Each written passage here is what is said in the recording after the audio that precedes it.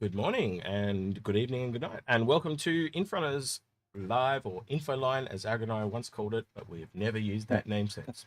That's right. We thought it was a great name when we came up, but you're right. We've never used it since we envisaged the name. It's just Infoline, where you can call to us and ask questions. We'll Now, give you the info. there is a great sickness going around because I'm not well, you're not well, and Badges is out as well. So, Well, I'm on the mend. It was like, and I don't really. I'm not actually sick. It's just my voice was gone. I thought some big burly man had got on the screen. Like, hey, what's going on? Like, that's what he sounded like when he jumped on Discord before. Yeah, the voice is going in and out. The biggest issue I've got at the moment is projecting the voice. So last week I literally had no voice at all. Which is why you went here last week. And if you could hear that, that's better than most people could do. So yeah. Yes. Someone in chat, was it Feathers, just said 3.18 disease. Yes, something of that nature. So yeah, it's been a bit of a trying week, and I've still got my cough. It feels like I get that asthmatic cough that I get every winter, and it just, I was saying to you earlier in the week, it feels like it's I've just got it early, which is a bit of trouble. And it's always exacerbated when I talk, and I am going to be popping lozenges, so I apologize for that in advance. But yeah, it's just something that helps it dissipate. Oh, that went down the wrong hole. Jeez. Oh, it's always good when it goes down. All right. So this week, thanks to CIG, 100% less ISC. I thought I'd just play into that for this week's topic. But so it's this is going to be a Q&A all stream long. So as usual, if we don't have enough questions, we finish early. But other than that, starting the bots. Hold on. She's good. All right, we've lost Algared already. That's a great sign. All right, we'll be back in a flurry. It usually is. Are you back, Algared? Says I'm back. Yeah, you're back. The video will be back in a sec. Get that fixed for you. All right, so you're off for a couple of times this month, aren't you? You've got a personal event coming up, and then you've got a school camp coming up as well. So yep, I get the joy of being at one of my niece's weddings. Yep, which is great, and then I've got school camp again. So yeah, and conveniently I organised guests for the 2 weekends you're away. So I've got to reorganise some stuff now. But we'll get that sorted. Hey, there you are. Right. Yeah, that's right. It's a new Hurston device. It's a personal defense system because so many people want to kill Old Man Hurston, I'm told. Yeah, so people keep saying they want a mission to kill Old Man Hurston. You can't kill Old Man Hurston. That's sacrilege. Yeah. So one of the other things I want to talk about is I've been trying to invent. Yeah, it's going to sound a bit bad when I say it like this. And I was saying to Algared, and I'm going to tell you what the title is, right? Is we have CIG have kindly given us a 400i Fortuna to give away. And I was walking around all week going, how are we going to give this away? How are we going to give this away? And somehow in my weird little brain, I kept on saying, I somehow got the line, it's not a tuna, right? Instead of Fortuna, I shortened it. That's what Aussies do. We shorten things to tuna. And then I somehow inadvertently associated that with the line from one of Arnold Schwarzenegger's movies, it's not a tumor. So now we have a little game show called It's Not a Tuna. And that's how it was born. And I don't know what it's going to be, but that's what it's called. So yeah, Kindergarten Cop, is that where it's from? Thank you, Lemming. But yeah, It's Not a Tuna has been born. And what we're thinking about doing is making it. We were talking. We had kind of talked about the idea of the giveaway type thing, where we do a whole series of almost like a lucky dip type giveaway, didn't we? Well, we talked about the thing from Play School, remember? So Australians know what we're talking about, and we were talking about which window is it behind? Yeah. So, you know, is it a circle window, a square window, a triangle window? This is for people that don't know what we're talking about, Play School is this, still running, by the way, kids afternoon TV show here in Australia. It's like one of the things, you know, you'd come home after school when you were like 5 years old and go, hey, I'm going to watch Play School, you know. Here and there. Yeah, and it's got a whole song. And it's been running for... in fact, isn't it almost 50? Isn't it almost 50 years old? It is about 50 years old. It is also where Bananas and Pajamas, which is another great Australian thing, actually was originated. Yep. And that span off into its own show and cartoon and TV show and And it used to be a live action, and then they moved it into a cartoon, and I think it's now actually computer animated. Like it's evolved. But Play School was a great thing for parents to watch as well, because Lemming's actually saying Bananas in Pajamas is Aussie. Yeah, it is. That's how it started, and that came out of Play School. So anyway, so I'm trying to make up this little game where and what we were thinking was like, how can we like make it kind of cooler and interactive? And so what we would do is you would enter each week, and one person would win, and they get to pick like essentially one of the windows, and whatever's behind that window, they would win. And so what we were going to do is we were going to get one of each of the packs for the ships here. So there'd be the Microtech, the Hurston, and the Horizon one. I think it's Horizon, isn't it? Yep. Yeah. And I haven't quite figured out how it's going to work, but like I've got like Pico. Oh god, that's terrible. He goes invisible. Finley's going to go invisible as well. I've got Finley. Wait, he's not as invisible. He's not as bad. And then I've got this T-shirt. Oh man, give me 10 seconds. I just realized it's still in the drawer. So so we're looking at doing this giveaway and having the different items. I can't find it. But also one of the items that we're looking at doing is doing a nothing. All right. So one of the windows would have nothing. We'll give you a friendly insult from Inforunners. I was thinking, well, we could just give them this shirt. Yeah, the old man Hurston shirt. Yeah, that's not focusing, is it? Yeah.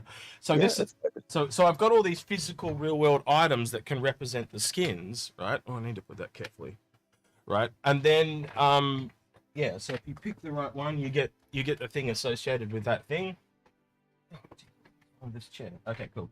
And then you could win one of those things. And then obviously I haven't worked out the last thing. It's either nothing or you win the shirt or something like that.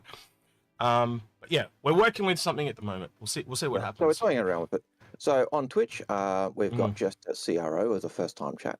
Thank you for joining us for our chat. And also we've got Karamin or Kyaramin, who has subscribed with Prime for 3 months. So thank you. I'm glad there's names that trip you up too, Algared. That's good. Yeah. If I go into my Indonesian mode, I start to see the C as a ch, because the letter C always comes out as a ch sound in Indonesian. So Karamin is how I would say it, but anyway. Karamin. Yeah. Karima. That reminds me of not the monsters, the Addams Family, you know. Karima. I thought you were saying Kalima from Temple of Doom. Kalima. Or no, it's Galima. No, Galima? I can't remember, but he's like where the heart goes into fire. Yep. Yeah. No, I was thinking of Gomez Adams whenever he gets to Morticia's arm and starts kissing it. Karima. Goes. Yeah. So yeah, if you maybe if you get on the Discord, let me know of a way that you think we can get that to work as a little giveaway. I thought it would be funny. I'll make up like a little infographic. I might even set up a camera and a table and we can have the items on there. I don't know. I'll work out something, make it like a really cheesy game show. I thought that could be kind of funny, something a bit different. Good to see you, Grim. Grim, just on a note, can we move next week to the week after? Just let me know. So Grim was one of the people coming on as a guest, by the way. But because Algared's got next week off, can we move it to the next week, Grim, if that's cool? Because that way Algared will be back, and I just think it's going to be much better if you're on as a guest, if Algared's here as well, especially if so we're going to look at things like the Endeavor and stuff like that. We kind of want to have Algared here, so yeah. Let me know just in the chat. I'm sure Algared or I will see it. All right. Any other things? I will come back and talk about the other stuff we want to talk about later, Algared, I think. Apparently Mornstar even wants to tie, so, or the bow tie, because, you know, everyone knows that bow ties are cool. Okay, if you say so. If you say so. Hey, no, Doctor Who said so. He did. No, he did. All right. All right, cool. All right, so I'll get in contact with you, Grim, and we'll get that squared away. And I'll see if I can find another guest for next week, because obviously with no ISCs, it's a good time to have guests because it fills it out a little bit. So yeah. All right, so now I've got work to do after today, but that's fine. All right. I'm gonna go to the first question, Algared. Yeah. So North End Trooper asks a question. He says, or they say, with the one sentence of now data running being worked on, what brand will introduce a new data running MISC Flurry or Fury? So hang on, with one sentence of data now running. Sorry, with one sentence of now data running being worked on, what ship brand will introduce the new data runner? Yeah, MISC Fury. I don't think the MISC Fury is a data runner, by the way. I think that's going to be a combat ship because it's got that sense of combat. Well, if you look up the word Fury, the only thing that goes outside combat really when you because a lot of the things, like, it's a hint in the name. So I've done that with everything from Ares, like every word that's ever been dropped, right? Because they are thematic, right? That's why they're called that, essentially, right? And the only thing that went outside combat at all was there was a definition or an explanation of the way the word Fury could be used, and the way it was used was gathering of a storm.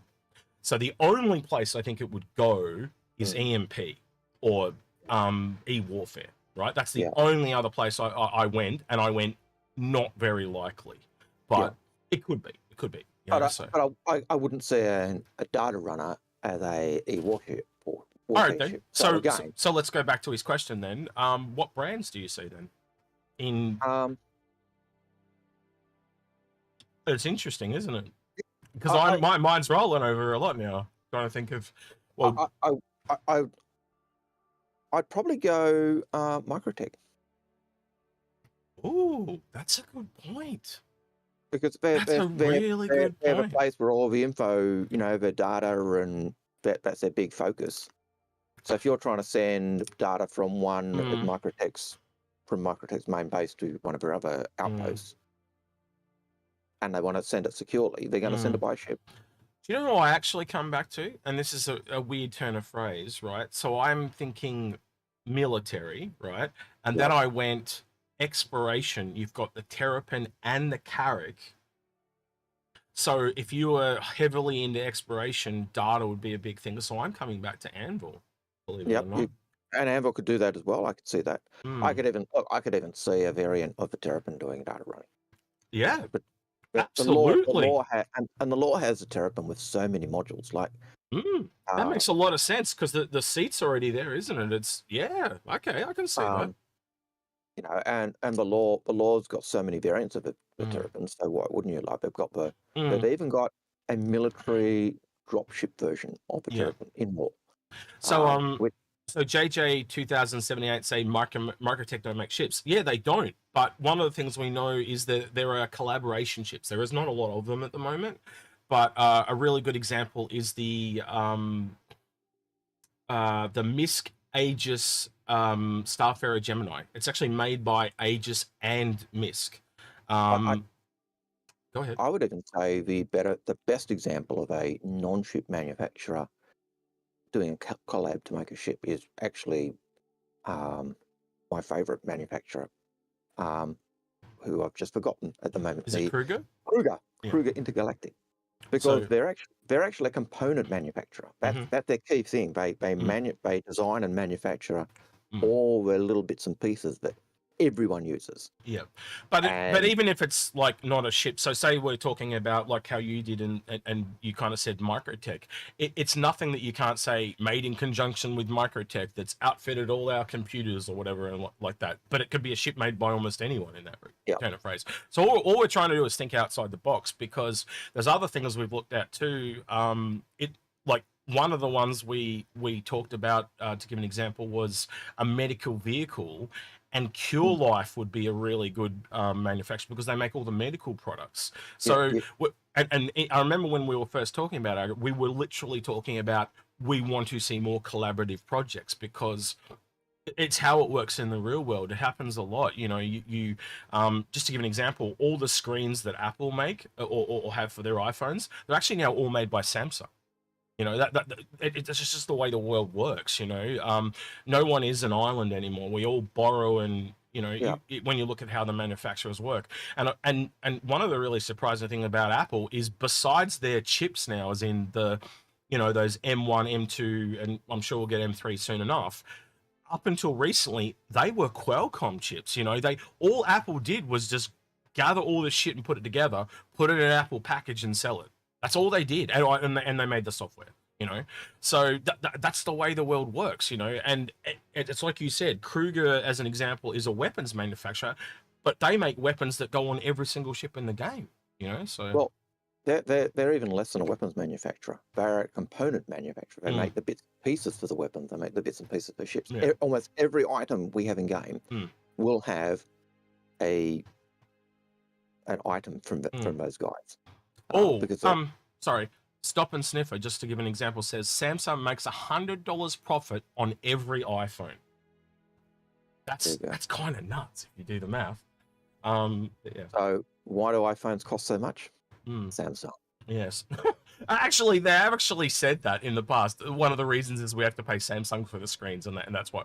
What a crock of crap, and they're the most biggest company in the world. Anyway, that's a story for another time. Ash also says something really. Ash Rackham there says, Sinu Microtech large data runner would be cool. I actually could see that. I don't know about you. The other one I come back to, Algared, is that one that you and I talked about years ago when we talked about. Remember when you did that episode on the missing Corvette? The Manta that we called it. Do you remember that? And so what Algared and I kind of envisioned was like an espionage / hacking / e-warfare ship that's like a big Corvette that kind of looks like a manta ray. Was how we did. And actually, it was Dyson that first came up with it, wasn't it? I think, if I'm correct. Yeah. And then we all kind of piled in and added all these little things, and I don't even know I don't think we ever come up with a manufacturer in the end, but I kind of think that could work too as well. But that could be military. Maybe it's Anvil's spin on something like the Retaliator, but it's more hacky and e-warfare, because that's another one. I'm going to be honest with you, that we need. We don't have enough e-warfare. We don't have any big e-warfare. I think the biggest e-warfare ship at the moment is technically the Sentinel.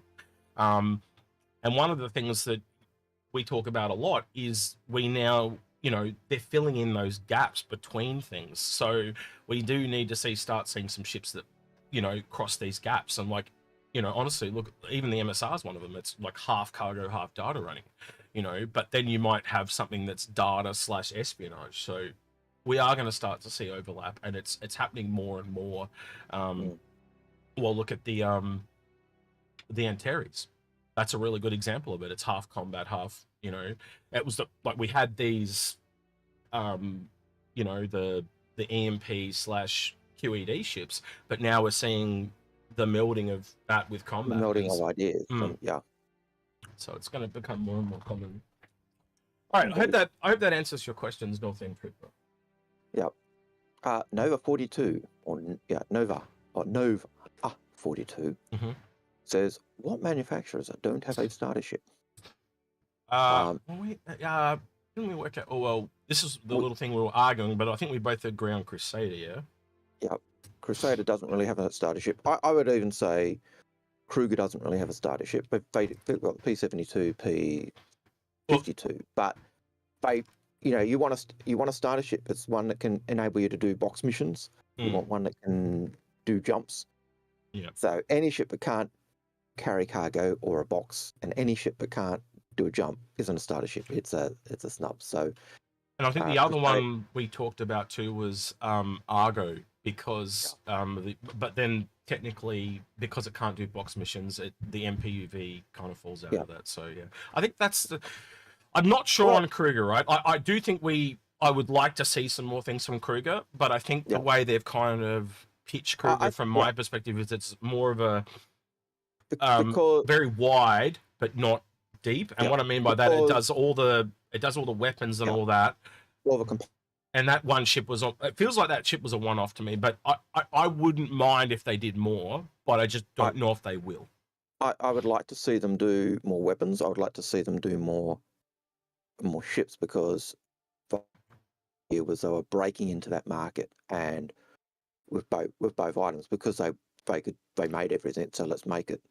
And both their weapons and their ships have been popular. So it would, if they've been really popular, you would expect them to make more. Yeah, would be my logic, but will they? Don't know. But I'd like to see them do more.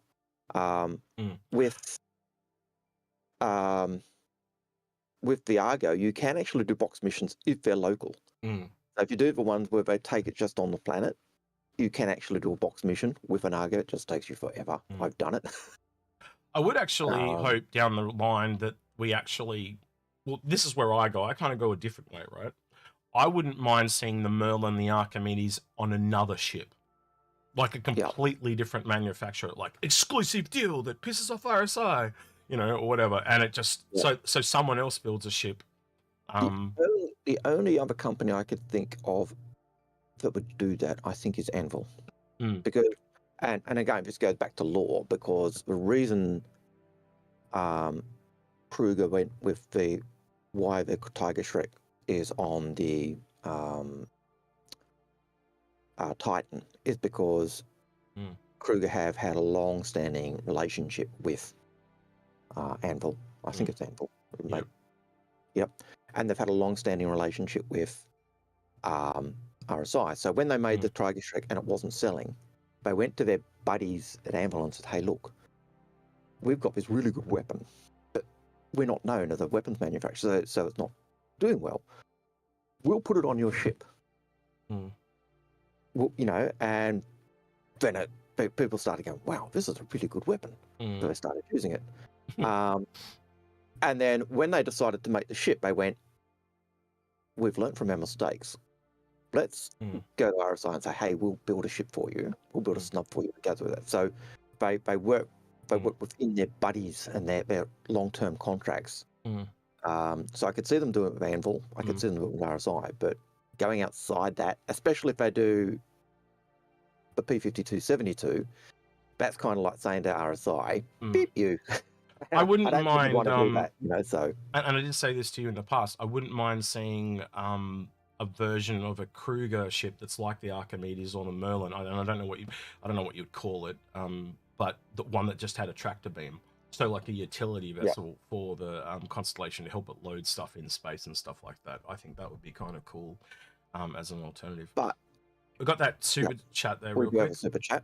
So super chat from Lyrium. Lyrium says, "What about the equivalent of fishing, of a fishing crabbing industry vessel in the real world?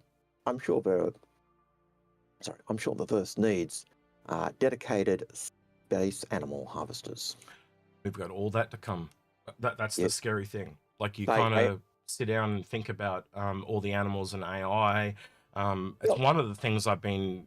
I talked to Badges about it the other week. Actually, so we did that show on comms, and one of the things that actually started out as we started discussing was an episode on AI, and it was going to kind of be like a follow-up to what Algared and I and Morphologist did on where we see it going now. And the biggest concern I have is herd animals, right? So you can do a plant doesn't move, right? It doesn't need AI, so it's low effort.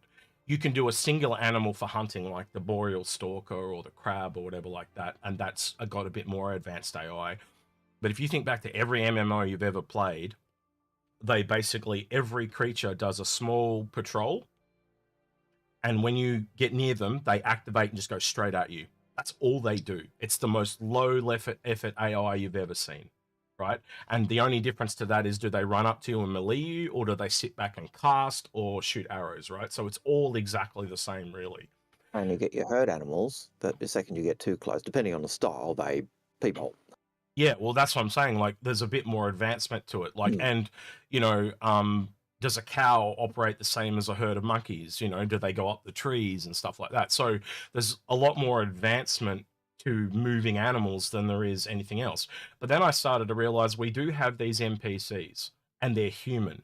But I would say, relatively speaking, human and aliens are more sophisticated, more intelligent. They will act somewhat the same, right? So do we make a whole nother AI for how animals work, and then do they all become bespoke? So that puts more pressure on the system. So I'm wondering, do you make a way so the animals are contained in a pen, and that's the herd mentality? Like, I'm trying to find ways to limit it. Yeah. Or do they just literally have like a herd of gazelles that goes across the plains and they can go wherever they want? And there is, I want to actually approach Piggles. I want to talk to a few people. I actually want to find an AI person. So if there is someone out there in the community that is really into AI, please reach out, because I do think it would be interesting to go down the AI rabbit hole a little bit, and just see if we can see where they, you know, what the requirements are. We all know that the NPCs are standing on the chairs, so there's definitely some back-end requirements, and I'm just wondering if, like, how intense they are. And yeah, because if you look back at games, there's not a lot of precedents for very good AI, right? To give an example, like, some of the best AI I've ever seen was on the Nintendo 64 game GoldenEye, right? And that's really back in the day. But like, you know, AI is just not something that like, you know, another game was Fear that had really good AI, but you really just don't see a lot of good AI. Like, and the stuff that came out during this week's SCL, like, so we were talking about it, and then literally 2 days later they dropped this show.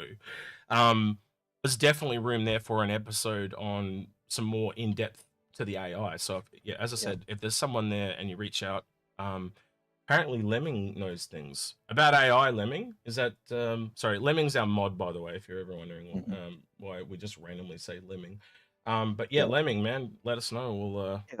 We'll Lemming's often sitting in chat with us quietly, being ever so quiet and awesome. All right, I'll have a talk to you soon, Lemming, then, and might have to get you on for an episode. Sorry, I clicked the wrong button. Sorry. No, my finger slipped. I was trying to get rid of that thing. There's a thing that we can only see, and it was on my screen. It was driving me nuts. Anyway. Yeah. All right, next question, I think, Algared. Now we've talked about the butts off. Yep. I was following the chat on the P-5272. I did see some suggestions of a carrier that can take 8 Kruger fighters. Believe it or not, I think the original design or release of the Javelin was that it could take a Redeemer, or it could take a fighter, or it could take 2 Auroras, or 2.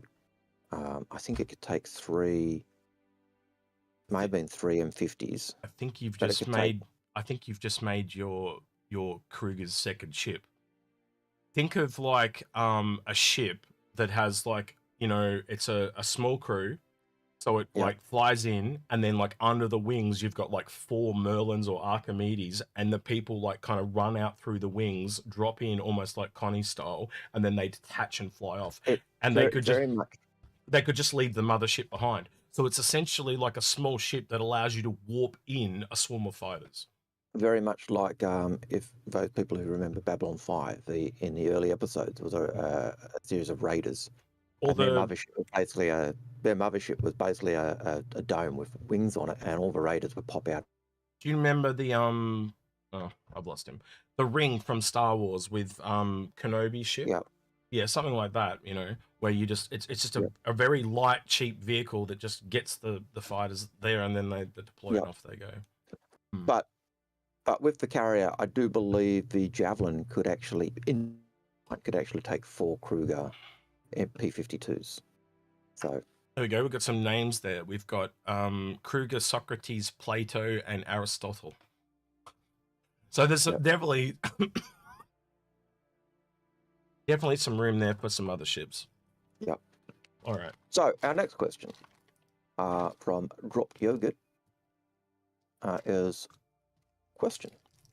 Why does CIG limit sales? I'm dying to give them money for the spirit. FOMO. Artificial scarcity is a real thing. And FOMO is a thing. Yeah, and it makes hype. Hey, the sales on. We got to come buy now. You know, all the content creators going, oh, IV Invictus, right? So it creates this hype, and it's like a just a marketing tool essentially. Yep. If you work it all out. I do think that we have less sales, less of those little sales now. It feels like. And the sales are more focused around events. So we get the Fortuna sale, which is an event in Star Citizen. Yeah. We get Invictus, which is an event in Star Citizen. We get the IAE, which is an event in Star Citizen. Well, if you kind of work it out, you've got AIE, Invictus, CitizenCon, and then you've got the few little small ones that. So it's basically like 2 big ones 6 months aside, and then you've got CitizenCon, and I think there's another event in September, which is the voting one. On that side, and then on the other side, you've got like Valentine's Day, St. Patrick's Day, and there's one other one coming, and I can't remember the Alien, an Alien Week. That's the one. But Valentine's Day, that's Coromir. That's the Star Citizen event. We've got Fortuna, St. Patrick's Day. That's the Star Citizen Day event. We've got Alien Week, which doesn't really have a. I suppose that's our first contact celebration. So we've got all the sales are now linked to, or can be linked to something that's happens in Star Citizen annually. We don't seem to get as many of those just random. Oh, the ship's available. It's now it's now on sale. So yeah. Sorry, I got totally distracted by Quintilla in chat. He just said something very funny, and I had to laugh. Right. What was the question? There was a question. What was the original question? Why does CIG limit sales? Yeah, that's right. Money. Now I remember. The spirit itself will eventually be like an everyday available ready ship, I believe. Kind of like the Freelancer and Cutlass. So I think eventually when it goes in game, you'll be able to buy it any day of the week. It's just limited now because they've obviously got the concept sale. So when it's in concept, it is automatically limited. Yep. And as Joel Guest says, Foundation Festival, the Settlement of Mars, is also another festival we celebrate in Star Citizen. So that's another place where we could see a sale. But my impression is that we're seeing sales just go from random. The ship's now flyable. The ship's now in concept. Everything seems to be tied into those events now. Concept ships seems to come out. Invictus and IAE. Very rarely does it seem we get them just pop out of the blue. I could be wrong. I could just my memory could be totally flawed. Because what you're explaining, Algared, though, is you're basically essentially explaining that they are trying to use the in-game and out-of-game marketing at the same time to drive hype and sales. That is essentially what it is, and even things like the Chinese New Year with the envelopes, Christmas with the presents, all that type of stuff is to drive engagement. They are using the game to drive sales. It's just a marketing tool, essentially, at the end of the day. But even those events, they do, whether we like to admit it or not, they do suck us in. Yeah. They do suck us into the game and doing the stuff in game. And that's, you're right, that's marketing. It's them getting people engaged with the game and playing the game and signing up to play the game and check out the game.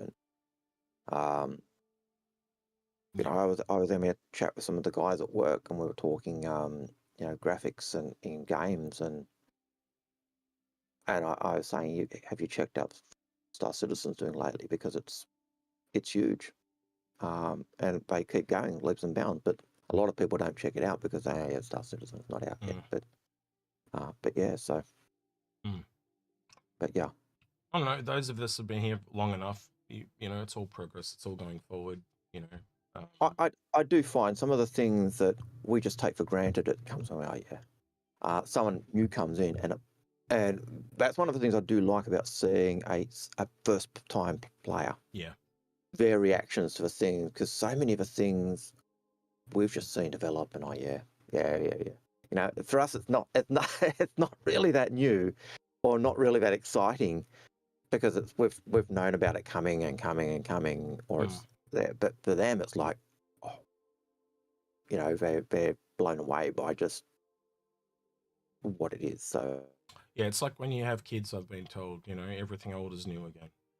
We all live vicariously through what they see. So, but yeah, I can agree with you, Algared. It is really good to see new people coming in the game, and their experiences are new for us as well. Yep.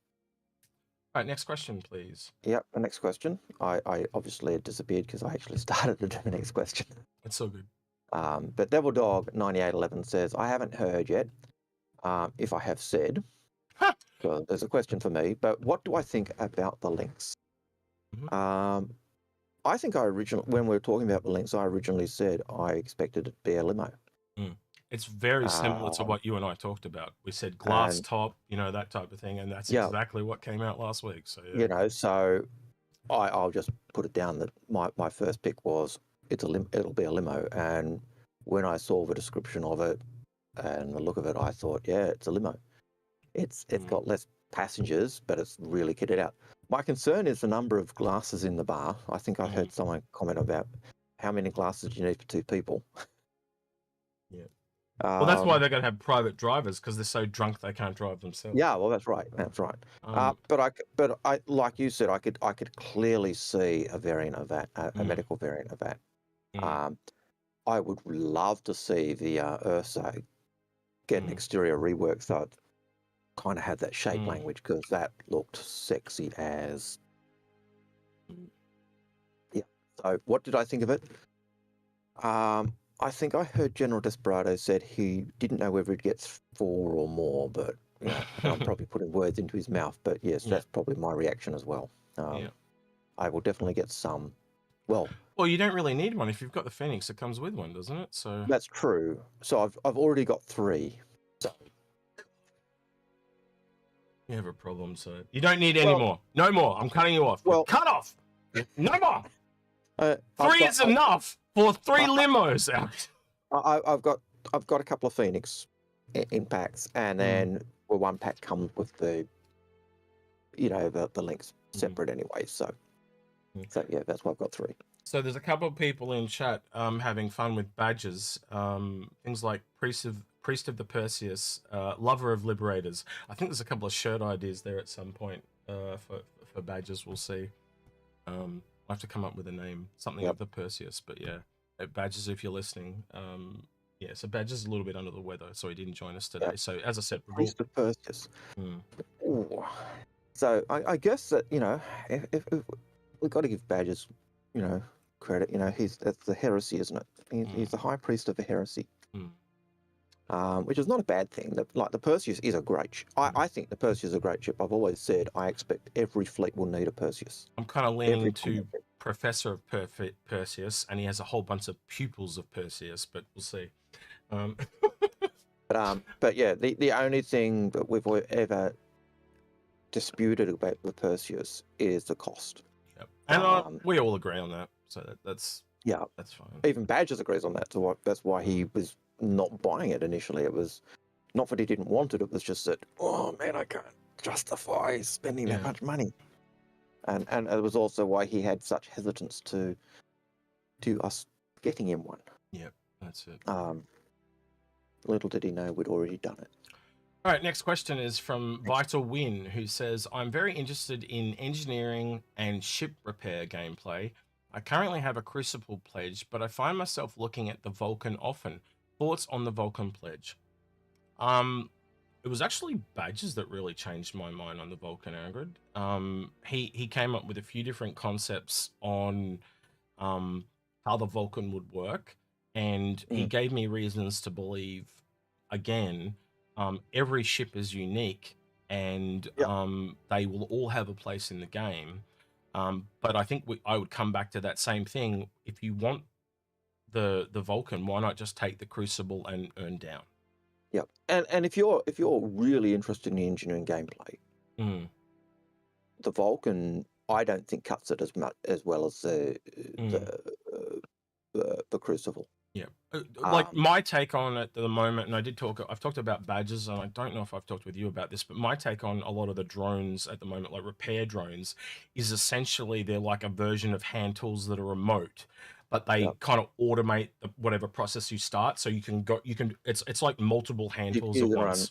You can run several at a time, and it'll do them. Whereas the Crucible does, not only does it have drone in its current form, have drones and the arms and the storage, and it's got it's the full shebang for repair, as opposed to just the roadside assist, as we used to call the Vulcan, didn't we? And it still feels like that. But having said that, I know badges have said in the past, I could see a Vulcan being used in a combat situation. I send the Vulcan in to the combat repair, like in the field. Yeah, so what he actually said was like park a Vulcan like behind a dune, or just slightly enough away from where a tank got its track blown off. You can send in the drone, and so no one's at risk, and repair the track on the tank and get the tank out of there. That was the example he gave, and he's right. It would work like that. Because a Crucible's too big to take in. But you wouldn't risk a whole Crucible just to get one drone in there. But a Vulcan, you would do that. You'd never risk your Crucible in the front line. It'd be it might be at the front, but it's going to be outside of the main combat zone. It's going to be in your staging area, your repair area, your workshop area, or coming in after the battle's over to remove a Rex or stuff. Whereas the Vulcan is going to be the one that you put in harm's way, just because of cost difference. So there's definitely a place for it, to answer your question there, Vital Win. But long story short, for me, it's still like, you got to remember, I believe it's $200 or $220 or something like that. I haven't checked at the price in a while. I know it's around $200 to $220. That's $150 and you're out of Crucible. So again, it's kind of like what we said with the Vulture, 2.5 Vultures equals 1 Reclaimer. I'm not even at 2 Vultures and I'm out of Crucible, right? So as soon as you got the Crucible, it's the earn down economy. Do the math, mate. If you've already got the Crucible, they'll probably at some point, say they do the Vulcan first, you'd get the Vulcan as a loaner for the Crucible anyway, so you can probably experience both gameplay anyway. Everything will be earnable in game. If you've already got the Crucible, I think you're sitting pretty. You just got to play a bit of a patience game, and that's the thing that you'll learn playing Star Citizen is you learn patience. And the other thing is, like, the Crucible's still at its original concept price. That's correct. It is going to go up in price. That price difference we see with Vulcan versus Crucible, is going to end up going like that. But at the moment, the price difference is like that. And so if you're looking at that, I want a repair ship.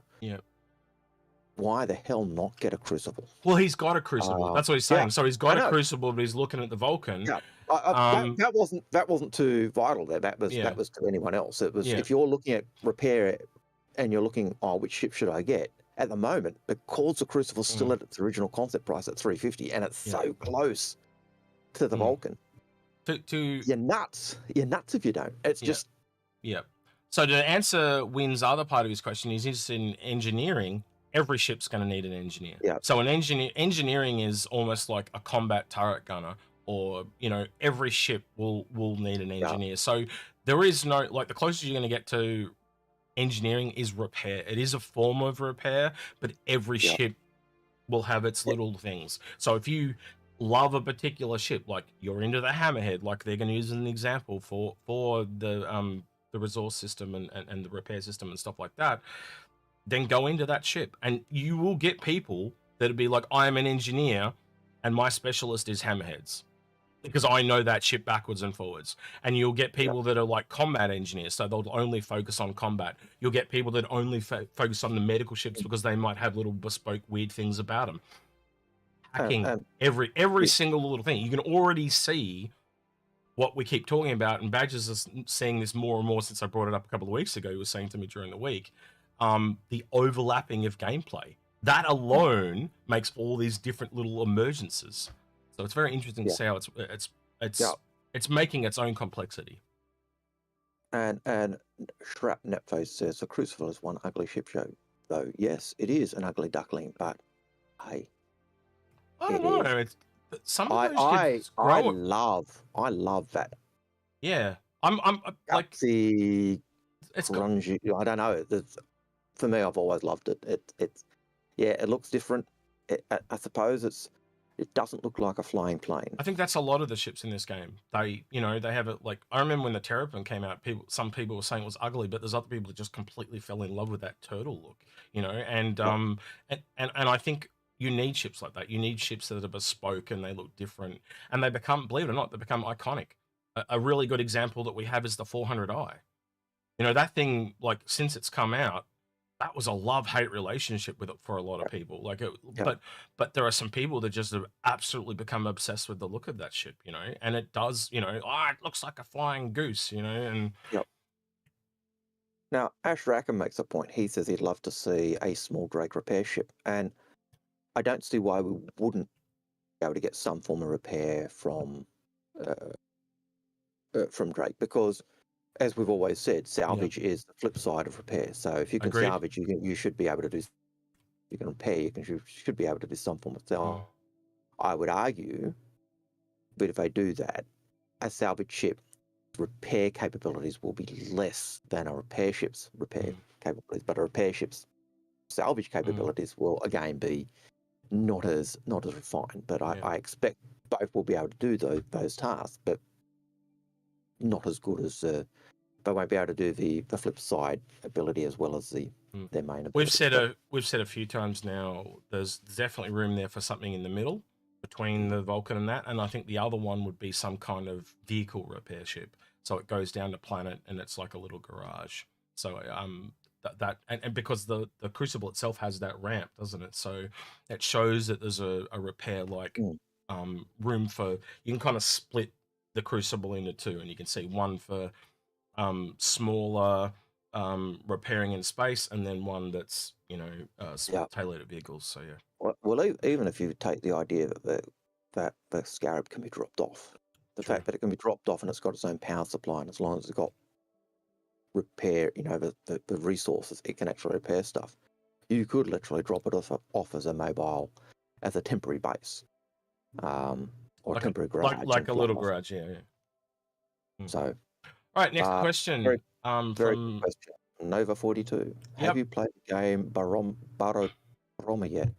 No. What about you, X? No. I know of it. It's just not my forte. So it's basically like a multiplayer submarine game. I'm not big into the horror games, to be honest with you. Even like, I play a lot of online co-op games. I love working together with other people. And GTFO came out, and it just didn't speak to me. I brought it, played it for like 3 days, and then I've never touched it again. And apparently it's got a lot better, but it just didn't speak to me at the time. So yeah. What about you? I haven't played it. I didn't even know about it. So I do know a lot of the Star System people do play it. Like Galahero, I've seen him playing it. And I'm trying to think of I've seen about 3 or 4 people, but I can't remember exactly who they were. But there are people from the Star System community that get into it because it's got some different roles that you play on this submarine. It's like post-apocalyptic, and so there can be a saboteur on board that's trying to. It's kind of like a submarine repair game, trying to go as far as you can, but with a bit of Among Us tied in. So yeah. And a bit like Lost Colony. Where you ship and you've got the different roles on the ship, or what was a pirate game? Lemming was saying that Paul and Loken were playing it, so there you go. Get back to a can of worms question. If there was an ISC today, what would it be about? No clue. And and your guess is as good as ours. Meetings. Meetings. That's what it'll be about. Meetings. More of the the show that I think that were originally thought about, but everyone hated, so I went. The janitorial staff at all the CIG offices, because they want to get everyone in, all the staff, the reception staff. That'd be a good episode. Here's our reception staff. But yeah. Yeah, janitorial gameplay. Yeah. No, not gameplay, just the janitor. I'm the janitor at the Frankfurt office. I clean all the offices. I'm the front desk reception person. I'm surprised they haven't done one. I'm really seriously. But anyway, we'll see. Well, sometimes those roles they're unloved, but they're also essential. They are definitely essential. I think they call them. There's a term they use. It's like essential support staff or something like that. I can't remember the term they use anymore, but they do have a term. Great White Shadow. How big crew do you expect the Orion to get?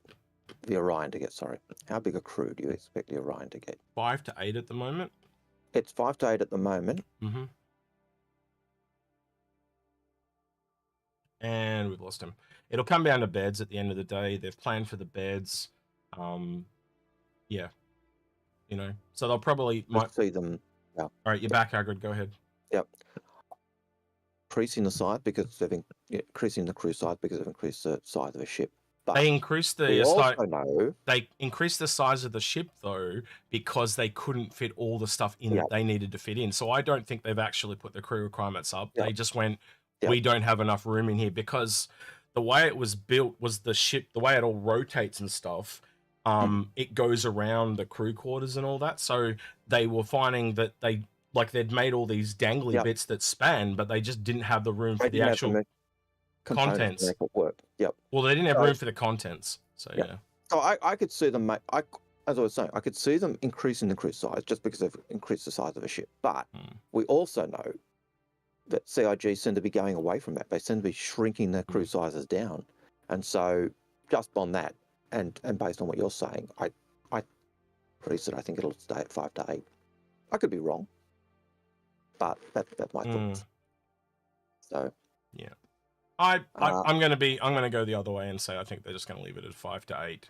I think it grew mainly because once they actually, it's one of those older ships, and a lot of the older ships, much like the Endeavour and the Crucible, they grew, and that's what I'm going to leave it. It grew because it had certain requirements and they couldn't meet those requirements. So that just said they could make it grow, but I don't think they will. Yeah. You are breaking up a little bit, so I might have missed something. But it's all good. Yeah. All right. Next question is from DM. Before we go on, we do have a first-time chatter in Twitch as well. So Yuri Eric Kun is says theory crafting nice, but how about some gameplay? We get gameplay. But thank you for being a first-time chat on Twitch. Sorry. Next question.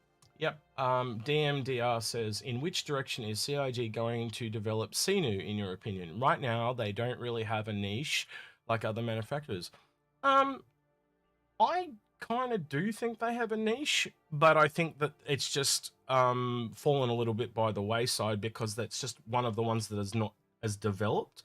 And that niche, to me, is kind of a little, like, you correct me if you think I'm wrong here, Algared, but I've always seen them as the outer rim, like to Star Wars. They're you look at the name of the Pioneer, the Nomad, the Mustang's the only one that fit into that. But those, and the way you read it on the lore and stuff, they always talk about how they're very out in the Prospector would have been a really good name for Sinu, to be honest with you. But you know what I mean? Like the way they describe them, they're always on the outer limits of, new discovery and stuff like that. So I think that is they're the small guy out there trying to strike it rich and stuff. That's how they pitch themselves. Yeah, that's how they pitch themselves. I think they're just Elon Musk BS.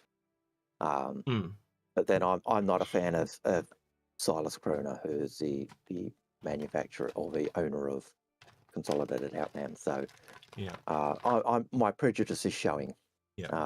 I did get, at the last Bar Citizen, I got hassled because I was a Hurstonophile. But would you agree with the way they pitch themselves is kind of like the outer fringes, yeah? They do pitch themselves as being we're bringing a ship that, like the Mustang, we're bringing a starter ship for everyone, not just, and we're shoving it to RSI. We're bringing a base building ship so that everyone can build a base, not just the big corporations. We're building, all of our ships seem to have that kind of taking it from the big manufacturers and giving it to everyone. Yeah. So I saw them doing things like mining. I saw them doing things like salvage. I could even see a out of the way medical thing. So anything that you think of as a small indie mum and pop operation, man, I could even see a shop ship from them. I know a lot of people say Drake, but I do see a lot of correlation between Xenu and Drake in a lot of ways. If Xenu is almost like the good, but if you see Drake as evil, and I don't see them as evil, but you get what I mean. Like they're they are budget, but they're trying to come at hey, we're this little new tech startup type company. That's how they kind of come across. Yeah, I always see Drake as a salvage company, but that's their bread and butter. They do the salvage, they do the, which is why they get that bad name as well, because you sell your hot ship parts off to them, they don't care because they're just salvaging and they're just munching and doing whatever. Yeah. Consolidated Outland, they're just everything else. A bit like I kind of see him a bit like Elon Musk. Elon Musk seems to be the type of guy, if he can make a buck out of it, he'll do it. And that's Consolidate. If they can make money out of that thing, they'll put something out and they'll do something and develop it and do whatever. It makes me wonder if they kind of copy the kind of Elon Musk route. I wonder if they'll even make stuff that takes on Origin. That would be really cool if you think about it. If there was, because right now we've only really got RSI, but it would be kind of cool to see, this luxury car, like essentially the Cybertruck or something like that. You know what I mean? Like it'd be kind of cool if that's the little guy that's kind of attacking everyone from a marketing perspective. It could be kind of cool, like almost firing on all cylinders, going beyond their means type of thing sometimes, and it'd be interesting. I don't know. Okay, so here's an interesting question. Akala Bellamy says, are there plans to flesh out the survival aspect of this game? I figure it may not make sense since this is in the future and you can heal yourself in med beds and eat nutrition bars. But yeah, I could see them expanding out the survival of this game, because you crash a ship, you're on a planet. Yes, you've got a med bed, but you need power to do your med bed. If you don't have power resources for your med bed, it ain't going to do you any good. They have talked about missions like that too. If you crash land, basic medical survival and stuff like that. And we already do have outposts in game that are emergency aid shelters and stuff like that. So absolutely. So I could definitely see them doing a survival gameplay. So yeah. What if you land on a planet and you kind of get attacked by an animal and stuff too? You've got all that stuff to come down the line too as well. So we'll see. But I hope they expand the way it is at the moment with food and stuff. Looks like it's dropped out again. No, you're here. I can hear you. Okay. But you did drop out for a second. Yeah. So just with the food and stuff, I want it to be a little bit better than it is now. But they have talked about buffs and debuffs and things like that, and nutrition. So my biggest problem with it is like, if you go on for 2 hours, you've got to eat every single time. So I think it's a little bit too frequent at the moment. Like, I don't want every time I get on, I have to feed myself. Like if I played for 6 hours, I'd expect to eat once. But at the moment, it seems to be like you've got to, every hour you've got to eat. It's way too frequently, I think, at the moment. But again, we are in a testing environment, so I'm hoping they dial it back a bit down the line, but we'll see. Yeah, and I think we will see the balance of food and drink needing, but I also think we'll see, and we actually see the foods having that impact. So we've got foods that are hydrolyzing, and foods that are give energy but drain your hydration out more. So we do see those impacts on foods already, but I think we'll even see, we'll actually get the ability to cook and mix different food connections, which is why things like the 890 jump kitchen will become like, that's a state of the art. You go in the 890 jump and check out the kitchen. It's massive. It's the size of most habs. Yeah. I think the one thing that we won't see, I'm just kind of sitting here thinking, is in a lot of video games, they have talked about it. Like, you know how there's drugs in the game right now? Yep. I don't think you'll ever see drug use, though, because there are several countries, including our own, Algared. If you have drug use, they ban the game. They just ban it. Yep. It's done. And recently, Bethesda what's the game that's coming? I just had a total brain fart. The Starfield. Starfield got an R rating in Australia because it's got drug use in it. Yep. I think we'll see drug use in Star Citizen, but it'll always be medicine. Yeah. It's medical drugs. It's not. Yeah. It won't be like, and now I can take on a whole army and I take no damage, because that is performance enhancing. So if there's anything like that, but if you heal yourself, yeah, that's totally fine. Even Cyberpunk, they changed the way stuff was working in that, because they were threatened with an R rating from the Australian rating board, so they made changes, and it happens quite a lot. They, rather than having to make multiple different versions of the game for different regions, they just change it all so it all fits, like in the same hole. And I look at also, I think of Chris Roberts and Sandy. I can remember them, the story we were told about when Sky they were doing watching Sky and in the show that she's in, which I've just gone blank. And Chris said, "Oh yeah, we'll watch it." And then when they were watching the show, because Sky was never around when everything was being done, and he's like, "Oh no," trying to cover, and Sandy was saying he was trying to cover her eyes and that. That's a parent who's concerned about content for their children. And Star Citizen is a game that their children play, and Star Citizen a game they want young people to be able to play. Was this Sky's own show from memory? Yeah. Doom Patrol is what you're thinking Doom Patrol, yeah, that's the one. And they were watching that. They were watching that episode, and it was like, no, we can't. You can't see this. But she was there. She acted in it. But anyway. Yeah, she acted in it, but she wasn't there when all the other bits were being done. So it was kind of elements of the show. But Chris was, no, you can't see. But that was. Oh, he'll be back. That is not a good look on you, Algared. Anyway, are you back? Usually takes a couple of seconds. All right, I'm going to move on now. I think so. You're back. All right, I'm going to move on. Next question is by Nova A42. Says, Aegis or Origin data collection runner? Thoughts, Algared? We actually missed a question above it. But, well, we'll come back to it. Sorry, my bad. That's okay. Aegis or Origin data runner? Yep.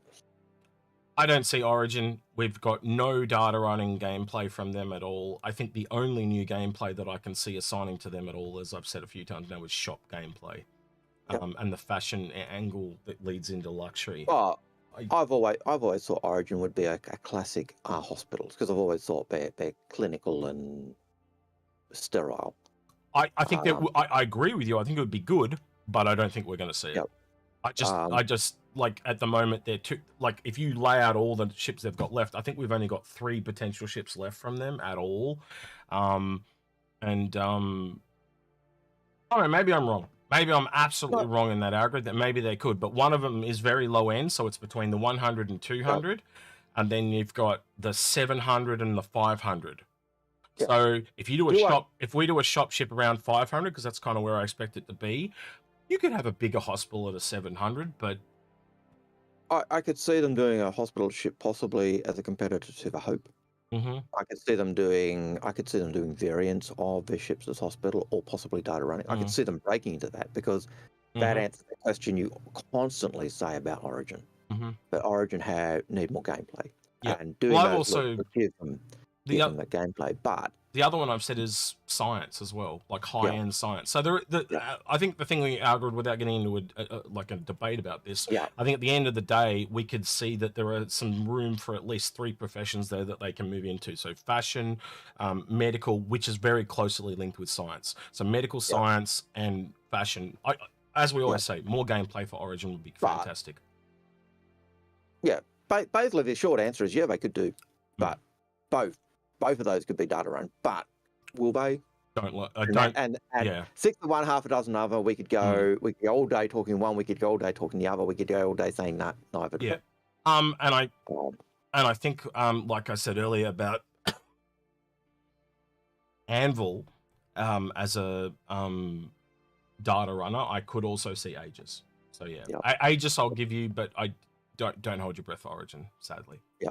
All right, go back to that other question we missed, Algared, if you want. Yeah, and just very quickly on that as well is the part of a reason why I don't think we will to go down that line is that CIG still want to have the manufacturers be distinct and different in what they do. So if you make everyone a data runner, then big deal, you know. So there will be differences between the manufacturers and what they do and how they do it.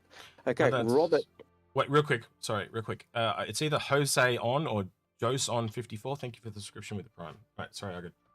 That's okay. So Robert Kuchizama or Kukzama says, do you think the larger multi-cruise ships, such as the Polaris and other frigates, will be delayed if server meshing is delayed? And thank you for your response. Yes. Yep. In short, yes. Yep. Yep. There's not really anything else to add to that. Like no. you know, it was in your question, so you just want a yes or no. But I agree with you. Yeah, makes a lot of sense. 100%. Next question, Aurelius Indomitus. Will we see this year will we see a concept of changes to the will we see this year a concept of the changes the Starfarer line will get? So do you think we'll see anything in detailing what's going to happen with the Starfarer? Probably not at the moment. My like I'm looking at what they're doing with Squadron 42. They've got a lot on their plate at the moment. I think that's something they'll roll, kind of kick the can down the road and push that on to new people and new teams coming in for Star Citizen. I think they've gone like, that's a ship we've worked on. It works in Squadron 42. That's it there. We'll kick it down, can down the road, and yeah. Yeah, and the other thing with the Starfarer, the current rec versions of the Starfarer give you those gameplay room areas for Xenothreat and also the Nine Tails event. So is there a rush to do that, to reconcept the ship? No. Is there a rush to do the changes? No. But we will get it. It's just a matter of time.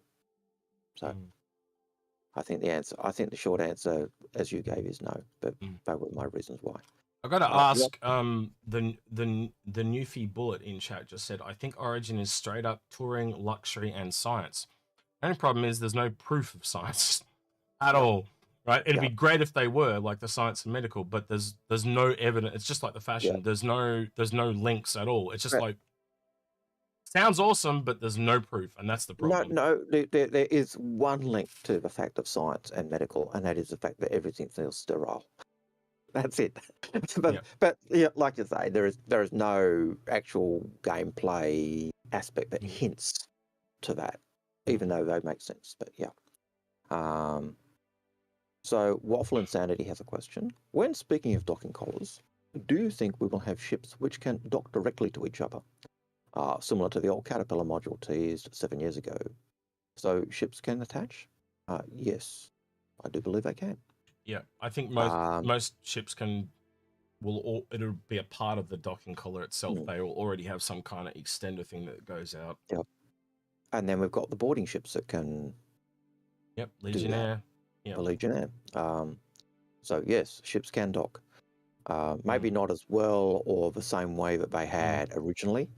And they are certainly changing all those docking collars so they're not top and bottom, because it causes issues for AI and even for character traversal.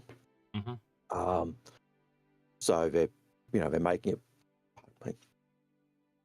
it easier for the AI and characters to traverse. So what is the old mapping for characters and stuff. So, but yeah. I will be able to do that. Anything to add? No. Yep. They're, as you said, they're removing the verticality for AI, and I think the only real big ship I know they're reworking at the moment is the Retaliator because of. Yep. Okay, I'll let you take this one. Benjamin Frick, do you think the Squadron 42 updated space mines means the Nautilus is coming sooner or later? No. Gameplay terms, it's a a single player game. Do they need a Nautilus out there loading them? No, they don't. They just need the mines. And again, like an AI, it is just a very simple gameplay mechanic to do a mine or a sentry turret. You got to put it with a single player lens on. So just modeling the mine doesn't need the ship. It's that simple. Yep. If they have missions in Squadron 42 where you have to clear mines, that is the only reason I could see them adding a Nautilus for you. But or if it was like a boss or something like that where you've got to fight the Nautilus, and then even on top of that, you only need the external shell. You don't actually need the internals, do you? So yeah. So the short answer to that is no. We don't think that's going to have any impact. But again, it could, but unlikely. Newfie Bullet has a question. What's the latest on the hard UI update refactor? I haven't heard anything for ages. So yeah. Essentially linked with Dataforge. I think the last thing we heard was them redoing stuff in the Moby Glass and the map, and it was due, they put in for Squadron 42, and then that they were going to roll it out towards the end of this year. So yeah, I think we'll probably get an update towards the end of the year. I imagine that part of that update is still ongoing. So they're still converting stuff over to the new system of what do they call it? I can't remember what they call it. Not data. I called it Dataforge, didn't I, a minute ago? Yeah, it's building blocks. Building blocks. Yeah. My bad. So they're changing. I think they're still changing everything over to building blocks. So every ship needs to be redone for that. So I think they'll get that done and keep working on that, and then there's probably work going in the background to do the next level. But Nova 42, was there anything more on the 600i rework update outside the look at the turrets? I don't recall seeing it. Say that again. Sorry, I was trying to reply to something in chat. So was there anything more on the 600i rework update outside a look at the turrets? No, the last thing we heard were the concepts at the end of last year. Yep. I don't know, Algared, I'll put this to you. Do you think that 600i rework is coming sooner rather than later? I think it's coming later, personally. I think it's like they've done some concepts to show people that they're going to do stuff. Yep. But they haven't started anything. So to me, I think it's another kick in the can down the road thing. Like, is it needed for the game? No, because it's internals of a ship.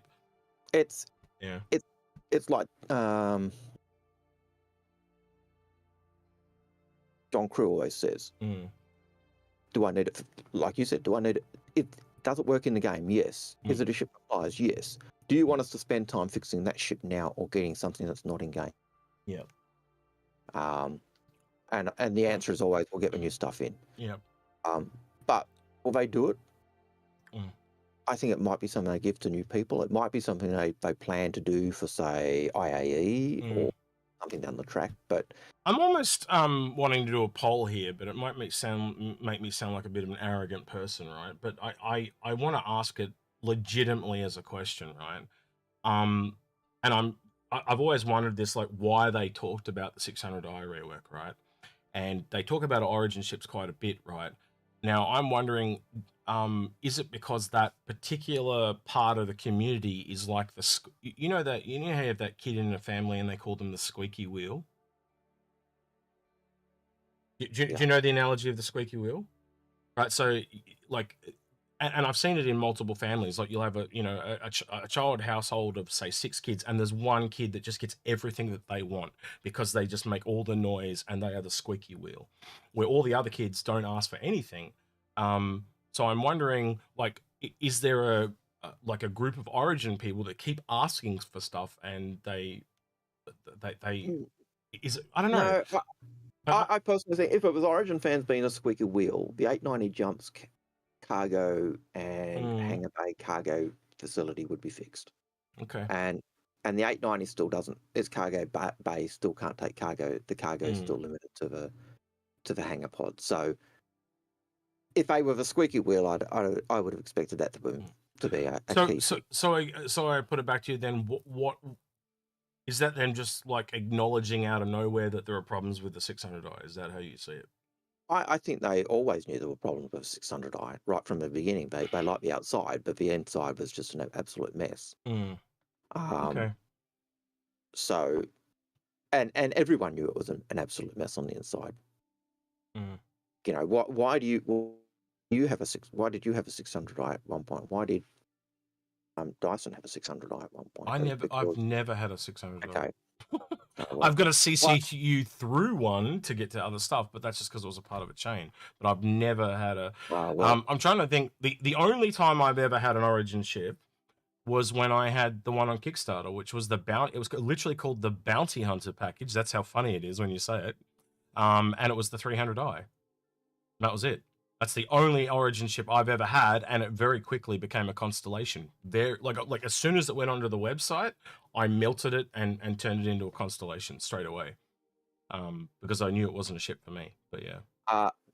And the second part of that question, do you see the oh, this is going on. Sorry, this is leaving Nova's question. Yep. Ethnification. How do you feel about the 600i post rework? Legitimate daily runner. Too big. People use it as a solo ship at the moment, and I think everyone needs to stop and think about those multi-crew ships as being solo, because the second you got those internals and you've got those internal component areas, you're going to need an engineer. You're going to need a second person really to be on that ship to get the most out of a ship, to be doing that engineering gameplay and managing the power and doing the repairs.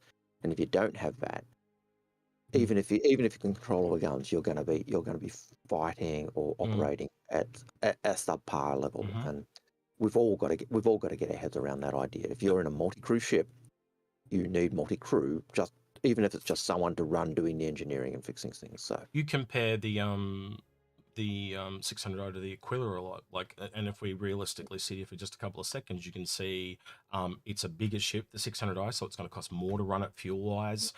Yes, it does have better components, but that's more cost as well. So there is a balance there, instantly a balance. Like, yes, it is better, it is stronger, it is more defended, but it also costs a lot more to run.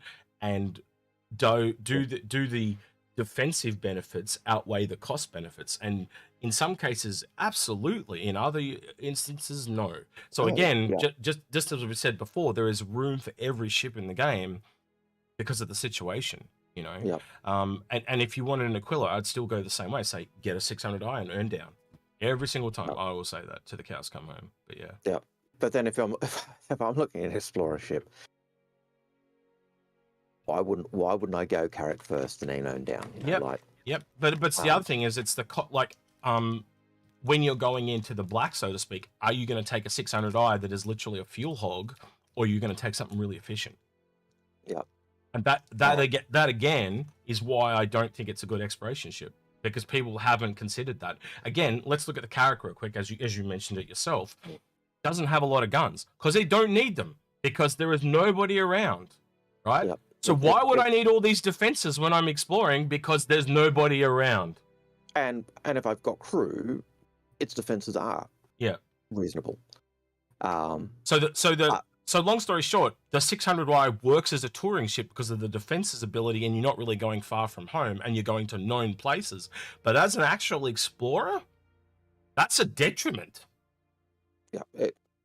Yeah, for Explorer, the Explorer version may be good, but you're going to need those extra crew, just like the Carrack. The Carrack, by itself, a solo ship, as an Explorer, can you come into trouble? You're screwed because you need those gunners, you need those extra crew to do guns. The 600i, you've got guns, but you're going to need those extra crew to maintain and repair the ship when when it's going through those difficult times. So you've got to make those choices. So really it comes down to when you switch between the two variants in the 600i is do component swap over as well.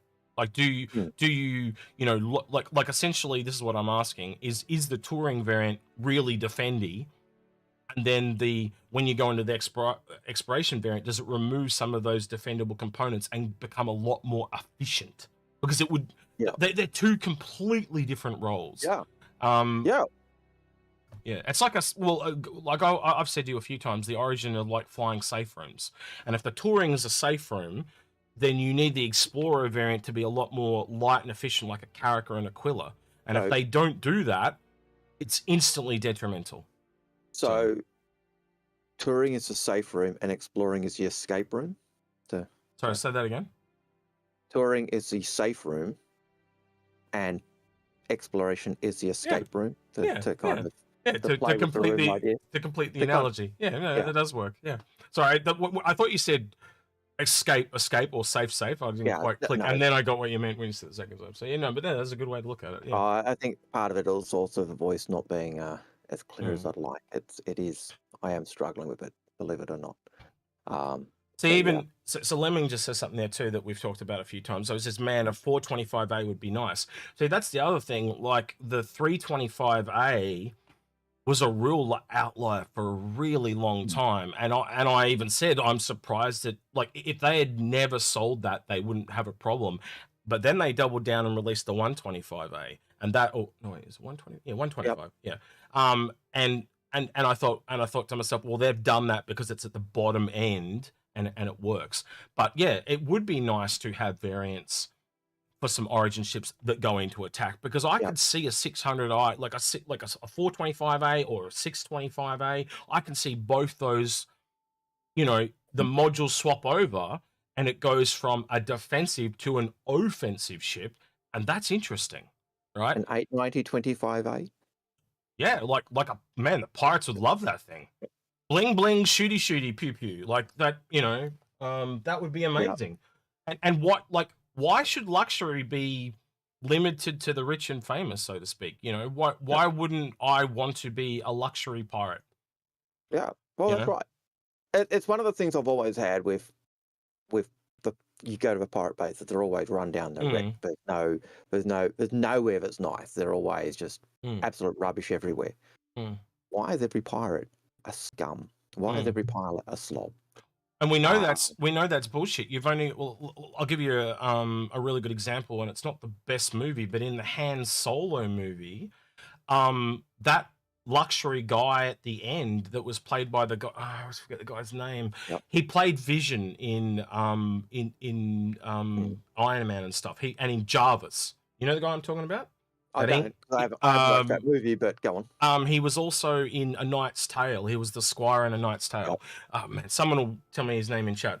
But he basically played the bad guy in that movie, and he ran like a luxury kind of like a bar type of thing, right? But it was scum and villainy, but it was high level scum and villainy. So opposed to the cantina of Tatooine, it was like this high end, where the high end of town went. So there is a dirty high end of town and a dirty low end of town. Well, I suppose you look at even with Star Wars. Paul Bettany, that's him, Paul Bettany. Yeah, so the guy that was head of the Black Suns, that is correct. That is the movie I'm talking about. Yeah, sorry. Thank you, guys. So you look at Jabba the Hutt. His base looks scummy, but then he's a Hutt. But then his barge is certainly a cut above. It's when he's going out, he wants to show off, so that looks significantly better. So yeah. Now it's interesting that you pointed out to Lemming's question, Lemming's comment, because before we move on, can I just a bit of a side note? You're talking about Jabba the Hutt. Yeah, I found this cool little board game I want to talk about really quickly. It's cheap, 2-player game called Star Wars deck building game. Man, if you want to play a game with your kid, or I've been playing it with there's some boys that hang at one of the takeaway shops near me, and they're always got free time, and they call me uncle. I grew up with them, or they grew up with me, I should say. So he's only about 8 years old, but I brought in this game. Actually, I've got it right here. Hang on. Freaking immersion. This is it here. Star Wars deck building game. $60 Australian. I think it's like $40 US. Great little game, and Jabba the Hutt is in that. And that's what reminded me of it anyway. But yeah, anyway. And this is not a sponsored show. No, it is not. But I like good games, and if you like good gameplay, I'm always looking for good gameplay. Simple, effective, and I think the appeal of this game as a deck building game is one person plays as the Empire, and one person plays as the Rebels, and you have cards that come out into a row that you can buy from, but you can only buy from your side. And then there are neutral cards. So Jabba and Jabba's sail barge and Lando Calrissian, so the smugglers and the bounty hunters are all neutral, and either side can buy them. But then the interesting thing about the cards that are for your side, so if I'm Imperial and you're Rebels, a Rebel card might come out and I can't buy it, but what I can do is attack it and destroy it so you can't buy it. And so it becomes this really cool, weird balance where Luke Skywalker comes out and it's an absolute rush to kill the guy so you can't buy it, or I'm trying to save up the money to buy it so you don't kill it. And it's really interesting. So yeah, and when you kill them, you get a temporary benefit. So for example, there was a card last night that I really wanted, which was a shuttle, and the shuttle will repair your world, or it will you could use it as 4 money. But what happened was he destroyed it. The guy that I was playing with, he destroyed it, and he got those. He got 4 resources, or and 4 force, which is another bit. I'm gonna have to explain the whole game if we go much further. But yeah, it's just this really interesting dynamic. For a 2-player game, I'm very happy with my purchase. Cheap and very good. Okay, so sorry to go on a bit. Yep. Monster AV in the Twitch chat says that think of a bounty hunter module for the luxurious Mandalorian in all of us. Yeah, so as we were saying, we don't always want our bounty hunters or our pirates to be scummy, dirty. As you said, Jabba's sail barge. There's a luxury kind of scummy thing, so to speak, if you call it that. But yeah, there is definitely room for something. Another luxury manufacturer, we even said it ourselves, like seeing Consolidated Outland take on Origin. You know, they could be the manufacturer that crosses all boundaries, but they just take on everyone.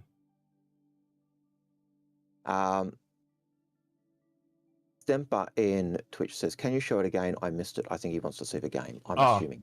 Yeah, I can just hold it up for a second. There you go. So there you go. Star Wars, the card collecting game. Deck building. Star Wars, the deck building game. But yeah, I was looking for a game to play. I don't have many 2-player games, so yeah. But yeah, I really liked it. Simple. It got like I think the biggest board game reviewers at the moment is a place called Dice Tower or Board Game Geek, and they gave it 8.5 out of 10. And that's pretty high for a 2-player game, because 2-player games are just not that exciting. And as I said, I don't own a lot of them because they aren't exciting. But it was cheap. It worked. Yeah. Anyway, I feel like I've talked about it too much, but you can tell from my enthusiasm that I'm very fond of it. So we'll leave it at that. Sorry, Algared. You there, Algared? Oh, you're back. I lost your sound for a sec. You back? Yep, I think so. All right, cool. Next question. Time chat on Twitch, SSG, fix it, I think. I expect my first 4 months of live to be in a duo. Well, enjoy. And thank you for joining us on chat. So the next question is actually from Lemming. Mm-hmm. And his question was, a friend of mine is getting into the game and wants to know what game package. He doesn't mind spending a bit. Oh, buy a completions pack. Sorry. I was going to recommend a Cutlass, but crunching the numbers, I can't see a single reason to get a Cutlass over a Freelancer. Thoughts? I'd do it like I fix my fleet, Lemming. So turn your audio on, please. Because you're in chat with us. So you might as well just reply to me audibly. I would go to him and I would say, what are your top 3 professions? That's how we start every Fix My Fleet. What are your top 3 professions? And what then, do you want to do? Yeah, and start tailoring the ships. So if he comes out and says exploration, boom, that instantly feeders you into Carrick, Terrapin, blah blah blah. You know, and then just tailor how much he wants to spend to the closest ship, you know, and then if he wants to go up, just tailor up that tree. Is that what, have you asked him what he wants to do, Lemmy? Yeah, so I think what he wants is just like one step and just be his mind. I cannot hear a single word you're saying. You're on the phone, obviously. Yeah. He said, if I heard correctly, he thinks he only wants one ship and then to use Axis Lemming ships. Oh, okay. Right. So he probably wants something generalized or combat. Then again, then tailor it a bit more to yourself. Like, what's a ship that he could get that works with your stuff? Yep. Or ask him how much he wants to spend, and then tailor it to that.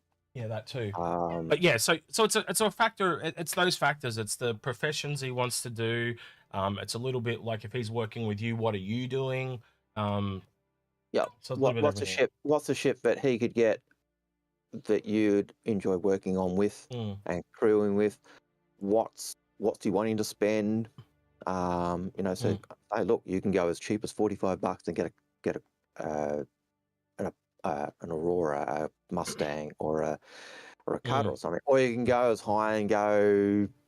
Yeah, and I think the other safe way we can put this out is just get him like a starter package and work his way up. You know, he can, because the other way is he can explore as he goes up. There's no reason to go bang straight into a 600i or whatever the ship is, because then, I might have made a mistake. But if you start small, you can roll up. And and you know more just as well as we do. The advantage there too is Warbond CCUs, so we can get it for cheaper. Yeah. And if you're going to suggest that to him, and you're going to suggest CCUing up his starter ship to a bigger ship down the track to whatever he wants, I would look at trying to get an LTI starter pack. Regardless of what it is, just knowing Lemming, he's got one, and if he doesn't, we can help him out. So so that would be my suggestion based on that. And the other little, just a slight little advantage there too is you've got Invictus around the corner too, so he can get into the game now with a starter package, go into Invictus and kind of explore a bit and find what he wants to do himself. So so get him in the door today and suck him in tomorrow, so to speak. I hope that helps, but I'm sure it's not as concise an answer as you would have probably liked. Yeah. No, he said thanks on Twitch, so it's all good. All right, no problem, Lemming. Thank you. All right, next question, Algared. Monster, how do you intend to man all your massive ships? I think that's to me with great difficulty, with lots of friends. Yeah. A lot of certainly my Javelin were bought with the org in mind. We're going to do an ad by Algared, and it's going to call, "Are you lonely? You want to come crew my ship? I'll take you in tonight. Yeah, come to Old Man Hurston. I won't bite unless you ask me to." Yeah. Old Man Hurston, just sign this work contract. Just put on this red shirt. You'll be fine. Actually, I think there's merch there for Algared. Yeah. Old Man Hurston red shirt. Yeah. All right. Next one, Algared, when you're ready. Would you crew a ship for this man? Do you trust this face? Yeah. Nova 42. What are the top 3 things Origin could do to improve? I saw your Origin video twice, but I don't recall any solutions being offered. Just more gameplay, like we said earlier. Yeah. So, like Algared said, medical, science, and fashion. You know, like combat's another one, but I think the combat's a little bit done. But I highly see fashion coming from Origin. You know how we talk about the emerging and the crossing of gameplay. High-end fashion is a luxury thing. Yeah, like it's just so obvious to me. If there is not a ship by Origin that is a shop ship, I'll fucking eat this hat. Like I'm serious. Like I'm that convinced. Now I could be completely wrong, and I know the devs will. No, actually, I would not eat my hat because the last person that said that was Hater, and he had to eat socks. So I will not eat my hat. I take back what I said. But you get what? Because they will do that just to make me eat my hat. You know, stuff are. But then But if they made you do that, then there'd actually be forever locking in that it would never, ever, ever be any luxury clothing shop. And we actually see, like, if you go to some of the shops in game, there are shops that are billed as luxury shops. Because even though they're closed, there's luxury restaurants. Well, you can see that already. So luxury food, you could already see, like, because I said a ship, like a shop ship, you could already see them having a hot, let's have a high-end restaurant in that one. So a high-end restaurant on one shop, because what's left is a shop with two or a shop with one, right? So a one end is low end, in my opinion. So you have something like Drake or Consolidated Outland for the bottom one, and then the two one, you'd have a high-end fashion restaurant or high-end fashion shop and a restaurant in the same ship. I think it writes itself, but yeah. Here's something for you. The 890 Jump already has a high-end restaurant. There you go. Yeah. Someone said, "Will you eat a hat-shaped cake?" Yeah, you make it, I'll eat it. Yeah, that I will do. Fresh. Yeah, as long as it tastes good. Yeah. But, and it's fresh. He doesn't want it 6 months down the track, or or made of mud, or made of mud, or or something like that. So, yeah. So, I've actually only just remembered the 890 Jump has a restaurant in the front. It does. And it's a high-end ship, so that means it's a high-end restaurant, and it's got a full-on kitchen. So yeah, I was gonna say it's near the boardroom, yeah. Behind the boardroom, yeah. So high-end bar, high-end kitchen, high-end food preparation area. If that's not a shop, then man, I don't know what is. Yeah. So yeah. As I said, I'd bet money on it. But yeah. Sorry. Yeah. Go ahead. Yeah, and I think you're 100% right, and just talking to restaurants just is confirmation of that. I think so. Well, I don't know. I do a poll, but an open-ended poll is not possible. So let us know in chat. Besides a restaurant and high-end fashion shop, what are some other shops that would fit in with Origin? Like a general store is like a high-end general store kind of doesn't really speak to me, but like a hairdresser. So that doctor thing, Algared. When we talk, so Algared and I talked about like a high-end medical facility that did like you go in and it does the facial reconstruction. Yeah, like you can change the way your character looks. That could be a shop. Oh wow! Like even Star Wars: The Old Republic has a shop on the basis where you can go and change your look. High-end. So if you were coming in now, high-end prosthetic shop, cybernetics, bar, dancing. So like a high-end. I could see the bar definitely. I'll give you the bar. I don't think they're like. I think they're a little bit woke. In some ways, I don't think they would let you and look at the way the women are. They wouldn't let you sexualize one male or female one way or the other. I just don't see them doing that. Drake would, but like, I mean developers. Like we're in 2023. They're just not going to put that stuff in game. That's just this is social. IAE a couple of years ago, the Drake hat with the girls on the dancing poles. Yeah. So the devs have, but yeah. Will they put it in game as something that we can do? Probably not. Because Twin Trooper has a question to me. High-end computing, a data broker as a shop. I could see that. Yeah. High-end data brokerage. Well, that's kind of going back into the Black Sun thing. There was some. Yeah. Okay. So this is. I don't know about you guys, but I'm feeling it quite a bit here. Right, so you guys. Origin is data running. No. Well, that's how you could get into data running. You do it through a shop. Yep. Okay. All right. I know. I'm seeing it, Algared. It's bearing a lot of fruit for me. I don't know about you, but yeah. Okay. I could see it. See it. And the beauty of that would be, it'd be areas where we don't really have many ships doing that. So, or any companies really doing that. So it'd be widening Origin's scope without doubling up on everyone else. What do you think? Someone just said. So Waffle said a casino ship. Now I don't see them doing gambling in game. I could see it as a game of cards, like you've had in Red Dead Redemption, where you play against other people. But I don't see it as them allowing you to kind of gamble. like playing games for fun. I see that, but I don't say in-game gambling as a thing. I just it has too many legal. If they had, problems. as the only way I could see them doing it, and I don't know whether it would even was this to be legal, if the gambling gameplay was totally divorced from any outside monetary, putting in money. Yeah. Because the second you got to put money in, it opened that can of worms for. Well, that's what I mean. So if you can buy credits, they've talked about being able to buy credits, and then you can gamble credits in game. So it instantly removes that. Yeah. Big issues. Well, there's another good one. Someone mentions antiques or artifacts, relics. Yep. And so like in God, I'm having a brain fart. Hang on. Is it Andor? The Star Wars show Andor? The guy that was actually the spy guy that's living on Coruscant, he ran an antiques type style shop. Yeah, and Paulie might go now. He likes to go antique collecting, so yeah. So maybe that's another thing, because it's they mentioned that before with luxury. Opens up areas and quests like that. So if you have an Origin shop ship, you can only put those particular shops on that ship.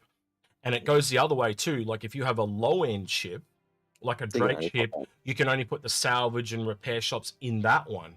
Yep. Because I would never have, I'd never have that in my Origin ship. So that could be a really interesting way for them to do it. But also differentiate roles and yeah. Well, now I think it through Algared, you've got the Kraken and the Banu Mansion Man. It's instantly a way to differentiate between them. Yeah. And they sit in the middle, because the Banu. No, I think the Merchantman's fairly luxurious, like Origin. So you have an Origin and Merchantman that's the luxury type of thing, and you have the Drake and whatever the other low end is. You see what I mean? So you can put the shops in the Kraken and the low end, or you can put them in the Merchantman and whatever. Oh man, this thing is making itself. It's instantly balanced. Like I was thinking the Banu Merchantman in the middle, because yes, I see them as luxury, but they're Trump luxury. They would I'm showing how successful I am. So they would definitely be more generalized and go between the two. I'll give you that. So, but Drake, I would see. Oh, that's interesting. Yeah, that's really interesting. Drake would never sell the high end stuff, because the rich customers would never go there and stuff. So I could see that. So the way you could actually Origin certainly would never sell the crap stuff. So the way you could balance it out is if you have the Origin ship and you've got the Kraken already, a solo Banu shop ship would work as well, because then you've got two generalized, one high end and one low end. Interesting. Yep. Very interesting. All right. North End Trooper, hacking and AR marker is now showing no extra work on the roadmap. Do you think we will see any hacking ISCs in this quarter? So originally on the roadmap, the Legionnaire was actually due to come out in Invictus, but it got taken off. So I don't think we're going to see it, but I could be mistaken. Yeah, and I know that the Legionnaire was hacking gameplay as well, because you needed to hack and break open the seals of doors as well. So they might do a tier 0, the first stages of that type of stuff to start the electronic warfare type gameplay. But my guess would be if they've taken the hacking the ships that require hacking off the roadmap, it's either because they want to get the hacking done first, or get some aspect of hacking done first before they do that ship, or they've realised the hacking gameplay is just going to take so much time, they've just taken it off. That would be my guess. But I'm trying to figure out where I put the cat cam. I can't remember I found it, because this little thing doesn't want to move. I was going to put cat cam on, but I can't find it. Oh well. All right. Cole Smith has a question. Got a first time chatter on Twitch there for you, Algared. I'll let you do that one. Crystalline Brienne says Algared. And they butchered your name. They did. Algared. Yeah. Algared. It should be Aglared. Actually, while we're at it, let's address the elephant in the room. I would say 90% of the time in the comments due to autocorrect, you get called Alfred. I do. Yeah, quite a lot. Yeah, well, I think people just think, because I look like an Alfred. Maybe we'll do a shirt one day, just a merchant shirt that just says Alfred, and people are, Anyway. Yeah, Carl Smith has a question. With 319 bringing tractor beam, hardpoint weapon swapping, do you think we could sneakily replace those damn size 3 rocket pods locked on the Mustang Delta with size 3 guns? Probably not. I'm going to be honest, what 319 and the tractor beams literally screams to me is SRV. Yep. Absolutely screams it at Invictus. Yep. But yeah. And I don't think the tractor beam will go onto hardpoint weapons. Maybe I'm wrong. No. What he's talking about, Algared, sorry, just is they showed in the ISC that you can actually pull missiles and weapons off. I think he's literally talking about pulling the pods off the ship and putting. Okay. Yeah, now you're with me. Yeah. Yeah, right. Yeah, but it's not. So being able to use a tractor beam to change the components or change weapons, yes. I don't think that's going to replace the size 3 weapon rocket pods on the Mustang because it's to do with components. It's to do with the wiring and everything else. And those rocket pods are dumbfire rockets on that Mustang. So, I think you could take them off and sell them though at the very least. Oh, you can, yes, but he's saying, can I swap as I'm understanding, can I swap the Mustang pods with size 3 weapons? And the answer is no. Yeah, because it would be a pod attachment or missile attachment as opposed to a gun attachment. So they are completely different. Yeah, agreed. It's essentially a part of the item port system. So it's just a different item, so it won't let you. Yeah. So it depends on what the port is. I know way back in the day, it would have been a thing. Yeah. Where you've got a port size, you can put a mining thing on it. So people used to think, I can go mining with my Hornet. Well, no, because they've changed it that you need the wiring and the tubing and everything else. So, let's see, Nova A42, Algared. Yes, butchering my name. Thank you, Nova. You'll always be Alfred to me. Anyway. Chuck Scully, gosh, gee whiz. Next question. Cynic says, with 318 40k issues and some people's accounts getting wiped, login issues, a bunch of bugs for Alpha UEC, farming and dupe bugs, do you expect a wipe or do you think CIG won't care and keep Alpha UEC and rep persistent? I think I can see the rep persisting, but I think they do need to do a wipe too, because a lot of people lost their subscriber stuff too. And it's like people that have paid money versus having to re-earn money in game. And when people have exploited, unfortunately, generally it comes with a wipe. So I think the money is the only thing that will get a wipe, though, not everything else. If people have exploited to earn money, it'll get wiped. There'll be a wipe. And there are going to be wipes. Whether you like it or not, there are going to be dozens more wipes before the game comes out and is live, just because they want to rebalance. Well, rebalance the game. Yeah. All right. Cynic question with 318 440k. Oh no, that was the question you just read. And repair the issues where people who've bought stuff answered. Yep. Devil Dog. You're back. Go ahead. Yep. Devil Dog 9811 says, how is a tractor beam on the Cutlass supposed to work? Like every other tractor beam. I'm hoping it will be underslung like a helicopter coaxium fit so it can lift and drop off vehicles. I believe if you look at the design of the front of the Cutlass, it looks like it's got 2 under each of those wings, or at least on the wing pods. The one tractor beam we do know for certain was attached to the back, usually where you see the almost where you'd see the turret for the freelancer for the steel. Yeah. And that would say you could pull stuff into the cargo bay. So that's the one at the back is the one we know for certain, but it does look like when you look at the front of the Cutlass, it does have tractor beam type things written on the front. So do it, make with that whatever you will. So let me just link me this. So I'm going to switch this over to the browser view. Hopefully this doesn't. Yep. Yep. Well, it half did. There we go. So I've got to flick you around. Hold on. You're. Oh. Yep. And I'm doubled. You've got two of me. Where is the other one? There it is. Bang. All right. Cool. So this is Alpha 13 upcoming patches. Greetings, everyone. This is from Xylo. It says, we want to provide a quick update on what to expect in the upcoming release. Our initial goal was to avoid the need to wipe the database for upcoming point patches. However, due to the current state of the Alpha 3.18's database and numerous hotfixes implemented since 3.18 went live, more than 50. Wow, that's a lot of a lot of hotfixes. Yeah, that is a lot.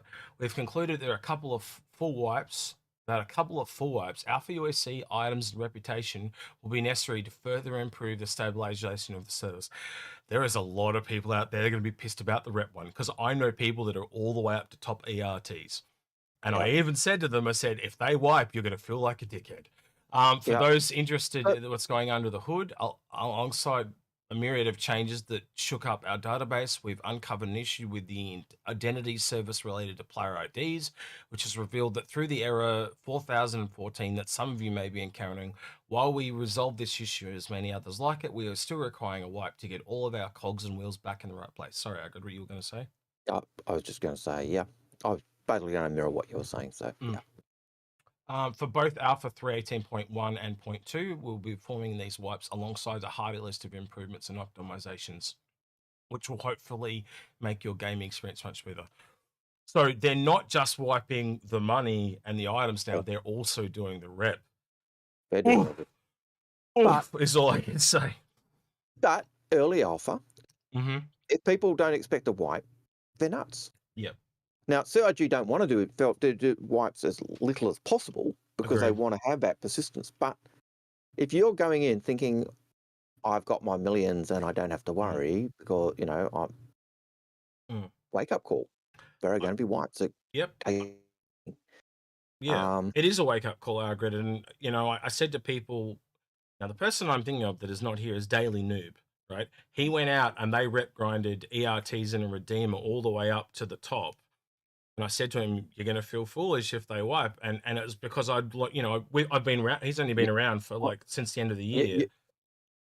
I know you've taken your ERTs up numerous times. I haven't done any. Time with the wipe, and you've gone, you did it initially and they wiped and you went, oh. No, I wait till it's a bit more stable, So I haven't even done, I think I did like 2 or 3 missions with them in a Redeemer just one night when we were hanging out on stream. But I have not gone deep at all. And I deliberately didn't because I had a sneaking suspicion when it's very unstable like this, lots of the subscriber flares went missing. There was talk of exploits and money thing. I'm like, okay, right there, that's a wipe. Yeah.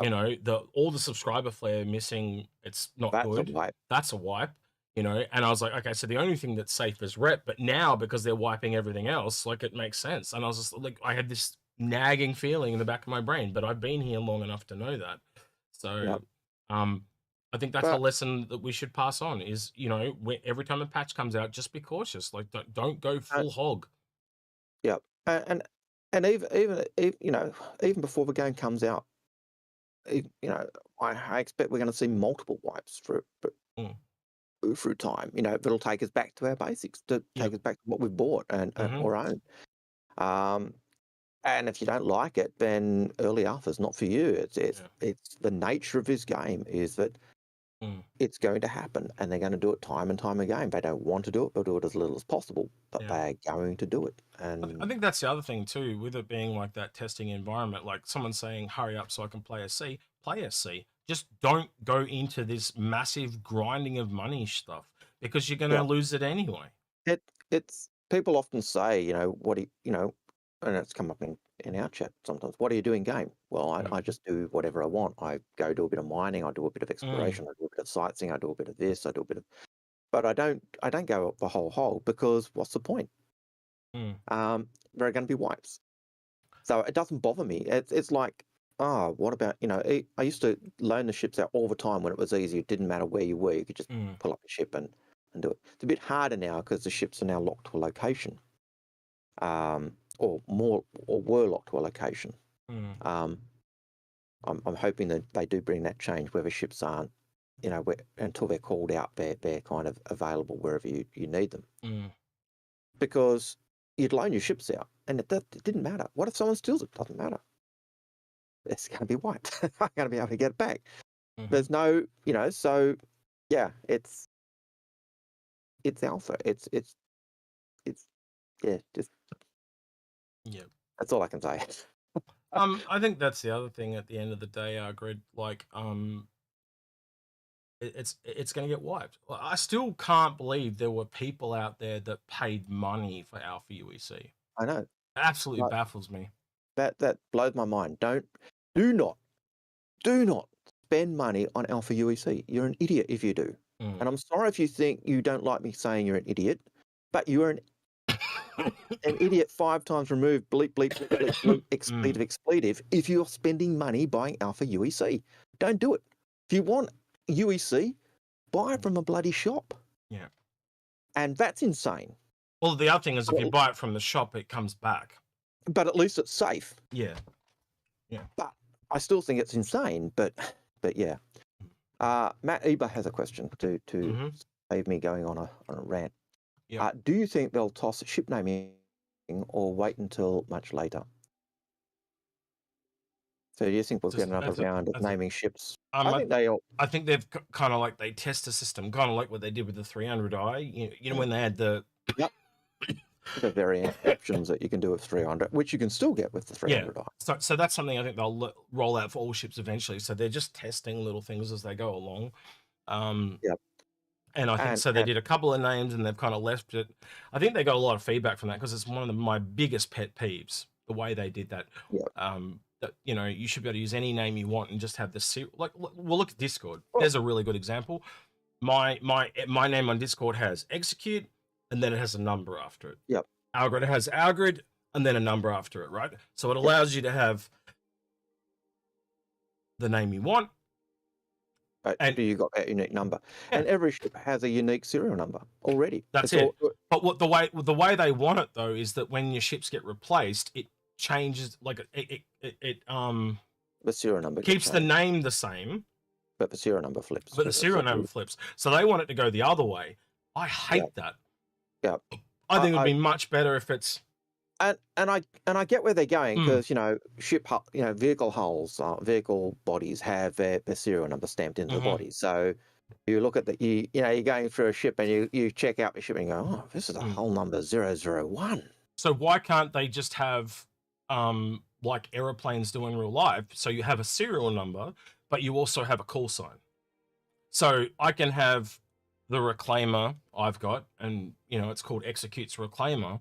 And it's got a call sign, which is a random, like 4-digit code or 5-digit code, whatever, but it also has a serial number. So it's both. So essentially, so for everyone to get what they want, you've got to add a third name, so to speak. So you've got the name of the ship, the serial number, and they're both, the name's unique. The serial number flips over, which is what they want. And then you have a call sign, like an airplane, where they have on the tail of every airplane, and I think boats have it too. They have a unique number, and they'll go Whiskey Tango Foxtrot or whatever, and then it'll have a name like the Sunken Susan or whatever, So Lord Hollington has a question. With the Polaris being in production now, it still has the Squadron 42 tag. Do you expect the Polaris to be in Squadron 42 now, since it doesn't fit with the lore, so far as I know? Do we expect them to do a full Polaris, or are they only doing a bit of reconcepting again? I'm having deja vu. I've answered this question before, like recently. There you go. It's flipping me out. Anyway, if it's in Squadron 42, then it's going to be done.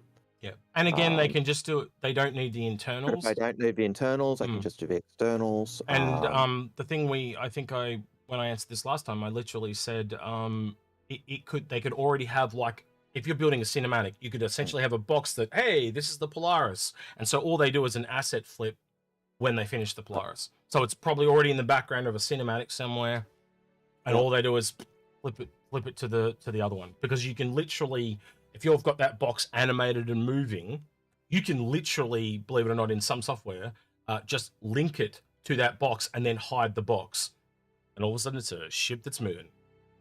It's that simple. So yeah. Anyway. Oh, and I've lost our group. We're back. All right. Jose asks, thoughts on the Tycoon pack versus the company pack? If the price is not an issue, company pack has everything you need if you include loaners. Lemming, if you're around, can you link me that little really cool thing you've got about the discounted pack prices? He's got this really cool little graph that actually shows you how much you save on every single pack. An error-preventing shooting. Turn the camera off and on again and reinstall the battery. Algared, I don't know if you can see that, but I can see that. Okay. Technical difficulties 101. Oh, there he's back. There you go. All right. Yeah, so Lemming, just link that through to me. Thank you. Appreciate it. And we'll come back to that question. So, because that'll kind of help you a lot, Jose, with that question. So, do you want to read the next question? Oh, I'll read the next question then, because you're still messing with your camera. Shadow Girl asks, besides medical stuff, I'm an in-game doctor. Oh, really? I'm excited for heists. Like we saw a couple of Citizen Cons ago. If you were going to focus on that, what ship would you two personally use? Algared, you've got some kind of movie mode up now. Yeah, you've gone in. You've flicked your thing on your camera and it's gone into movie mode. There we go. You're back. So for heists, I kind of come back to similar things to bounty hunting. So I'd be looking at it like a Redeemer. You've also got to get cargo out. That would come down to the situation 100%. Like I'm running it through. Or look at movies like any of the heist movies. Like we've seen Coopers used. So you could use multiple small ships to take a little bit of cargo out each. You could do smuggling ships. You could just totally palm it off to someone that's just an innocent bystander and you run off and they'll follow you as a distraction. I kind of come back to be completely bespoke to the situation, honestly. But yeah, I think you want to smash and grab ship. So if it's something just a small amount highly valuable, a reclaimer would work. A redeemer would work. And if they ended up putting like a cargo module on the bottom of that thing, that would work really well as well. If you have to go bigger, I could see a Polaris. You know, that's a you're holding someone up with torpedoes essentially. You know, and it's the smallest capital ship in the game. I know, and you can rotate things in and out with a hangar bay. Algared? I'm just having stopped trying to do on your screen. I'm out of focus, but on my I'll do a refresh for you. I'm fully focused on my camera end, but so I'm not sure what's going on here. Yep. It's the usual bandwidth issues, I think, but Shadow Girls, and we've lost it. All right, you're back. Say it again. Shadow Girl was the last thing you said. So Shadow Girl wants to be a doctor. She was excited for heist. I automatically thought of Firefly and the doctor in that when they go do the heist. No, you want a Firefly sheet. So I heard doctor and then you broke up. Oh, I hate this. Yep. That's all it is. It's fine. Yep. I think we're going to have to get you a new router, mate. And we're going to have a talk with your brother. Just quietly, but yeah. Oh, man. Yeah. What did you do to me, Lemming? Holy crap. All right, we'll have a look at that in a minute. He's just sent me a massive spreadsheet thing. Crazy town. All right. All right, so we'll go back to that last question then. And we'll flick it over because Lemming sent me this huge... Look at this. All right, so I've made it small. Got to make it big. So these are all the different packages in the game, and you can obviously see ones. So this is Lemming's own thing. He's done all this, and you can obviously see along the lines and years there's been things that are no longer available, never really purchased. So you look. What were the 2 packs, Algared? Can you go back to the question for me so I don't have to flip the screen? It was the company pack. Mm-hmm. And the...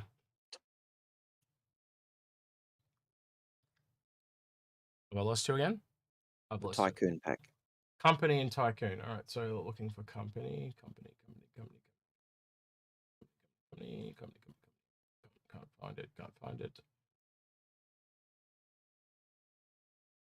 Wait, can I Control F and find things? Let's have a look. Nope, I can't. God damn it. Is there a search thing? I don't use this too much. All right, I'm just going to have to do it by hand. But as you can see, it actually shows you the package cost saving, and this is what I wanted to show you. So if we can actually find the company and the... There it is, Tycoon pack has an 18.2% saving. And you said company, there's a company, 19.2. So the company has a bigger saving than the Tycoon pack. And the guy in the question, what was the... He said company pack has everything you need if you include the loaners. Well, there you go. So the company pack has a bigger saving. So yeah, go nuts if that's what you want, mate. I approve this message. Shrink myself down a little bit. There we go. So yeah, since price is not an issue. But all right, and awesome. I might kill my camera or hang out my camera, and that will solve some of the net issue. Yep. I'm trying to fix some of your green screen issues as well on my end, but yeah, you are very low polygon at the moment. Yeah. What I might do, Algared, just hold this. I wonder if that'll fix your audio. But yeah, it looks like you're gonna have to hang up your camera and rejoin. But yeah, I'll leave it open. Just close the browser down and open it again, and hopefully that fixes it. No, so Algared's he essentially shares his internet. And I don't think they've got him as a priority, and I think we need to get a new router where he lives, and I'd like to see if I can get a dedicated line directly to that router for him. I think it's what causes some of the issues, and I also think it's his area just... I did it again. I clicked the wrong button again. I think his area just has some net issues, but yeah, it's just where he lives. It's just a part of how it is. It just sucks. And you guys know that live in the States, there are certain areas in the States that just has issues as well. It's just a part of... It's a physical limitation. It is. All right. We did do... which ships would you two personally use? I hope that answered your question, Shadow Girl, by the way. Super chat there from GoFundMe, Algared Internet Fund. Yeah, well... Definitely need to do something around there. Maybe we can get him one of the things we talked about was getting him his own internet connection, but it's quite an expense here in Australia. Yeah. So you'd be looking at, $80 a month. Yeah. And I don't mind the expense, but we've got NBN, which is our national broadband. Yeah. At the moment in my area, it's NBN to the curb and then copper wiring to the other place. But the best NBN is NBN premises, where the cable goes directly to the premises. That's what I want. Yeah, they haven't quite rolled that out in your area yet. All my providers, that NBN keeps sending letters saying it's coming, it's coming, it's coming. Yeah. All the providers in my area saying it's not yet, it's not yet, it's not yet. Yeah. So again, that's what I'm waiting for. Someone just suggested Starlink in chat. Again, it comes down to cost. Like we don't make a lot of money doing this. If anyone that knows anything about YouTube, you roughly need about 100,000 subscribers that view regularly to live off. Right? We don't do this to live off. We do this for fun. We do this for us and for you guys. We do get a little bit of thing to help out with gear and stuff, but that's it. This is not a money-making enterprise. It's not the reason we do this. So if we are locking ourselves into a monthly cost, that then is it. We don't have that at the moment, so we don't have any monetary restrictions. So as soon as we go into a contract, that becomes a monetary restriction, and it means it's something we've got to keep up. And we never want to be in a position where we are. We don't want it to be a job. We don't. Yeah, exactly. We don't want it to be profitable or for money. We do this for passion. We don't want to lose that passion ever. So yeah. If there was some rich benefactor that wants to keep buying Algared internet, that would be fine. I would have no problem with that. You can... But it's not it's not nice to ask that of people, and and I do not expect anyone that is a joke, by the way. I just want to stress that right now. We do not expect. Not expect. We do not want. We do not need. But if you want to, then our Patreon. Yeah, but again, we're that because we want you to. Yeah. Oh, Algared, there's a good way, Algared. We're just gonna have to start selling your ships off to pay for your internet. Piracy. Yeah. All right. But yeah. Yeah. Maybe that's something we can have a look at, Algared. A Starlink or something like that. But the other thing is Starlink. Like Starlink is good, but as the satellites go overhead, they drop out. So we would still get this type of issue with Starlink or Algared. Our two best bets at the moment. One of the things I want to look at doing is, as I said, get a better router that has quality of service on it, and make sure Algared has a dedicated line to that router, and that they, in the quality of service, they preference Algared's use. And we can even set up time scheduling so it preferences Algared for these shows. And that's something we're gonna have to talk about to your brother and family about. And unusually at this time, the internet, I am the only user in the premises at this time of day. So which means it's an area. Yeah, so we keep coming back to the area thing. So as everyone's now waking up, it's about 8 o'clock here in Australia, 8:15. They're waking up, checking their messages on the phone, all that type of thing. So as it starts to use more and more, it just gets more congested. Again, it's just something. So it's an area issue. Nothing. I don't think there's anything at this point that you, me, or anyone could do. It's just it sucks to live in Australia with Australian. So it's the Algared's bachelor pad fund to move him to something. No. But to get in your house. Again, like we say, and. Yeah, you could go to Patreon, but like we always say with Patreon, look, we're always amazed and blown away by the support you guys give us. But we never expect it, but it does help us. And we've rolled a few, Yes, we'd like to give some of that stuff back to you guys as well. And as someone has pointed out, it is also Good Friday, which means everyone is off. So. It'll be that probably explains why it's very bad today, because there were more people home. I only just thought of that then, as you said. That's a good point. So here in Australia, we're in the future. Do you know the best part about the future was April Fools?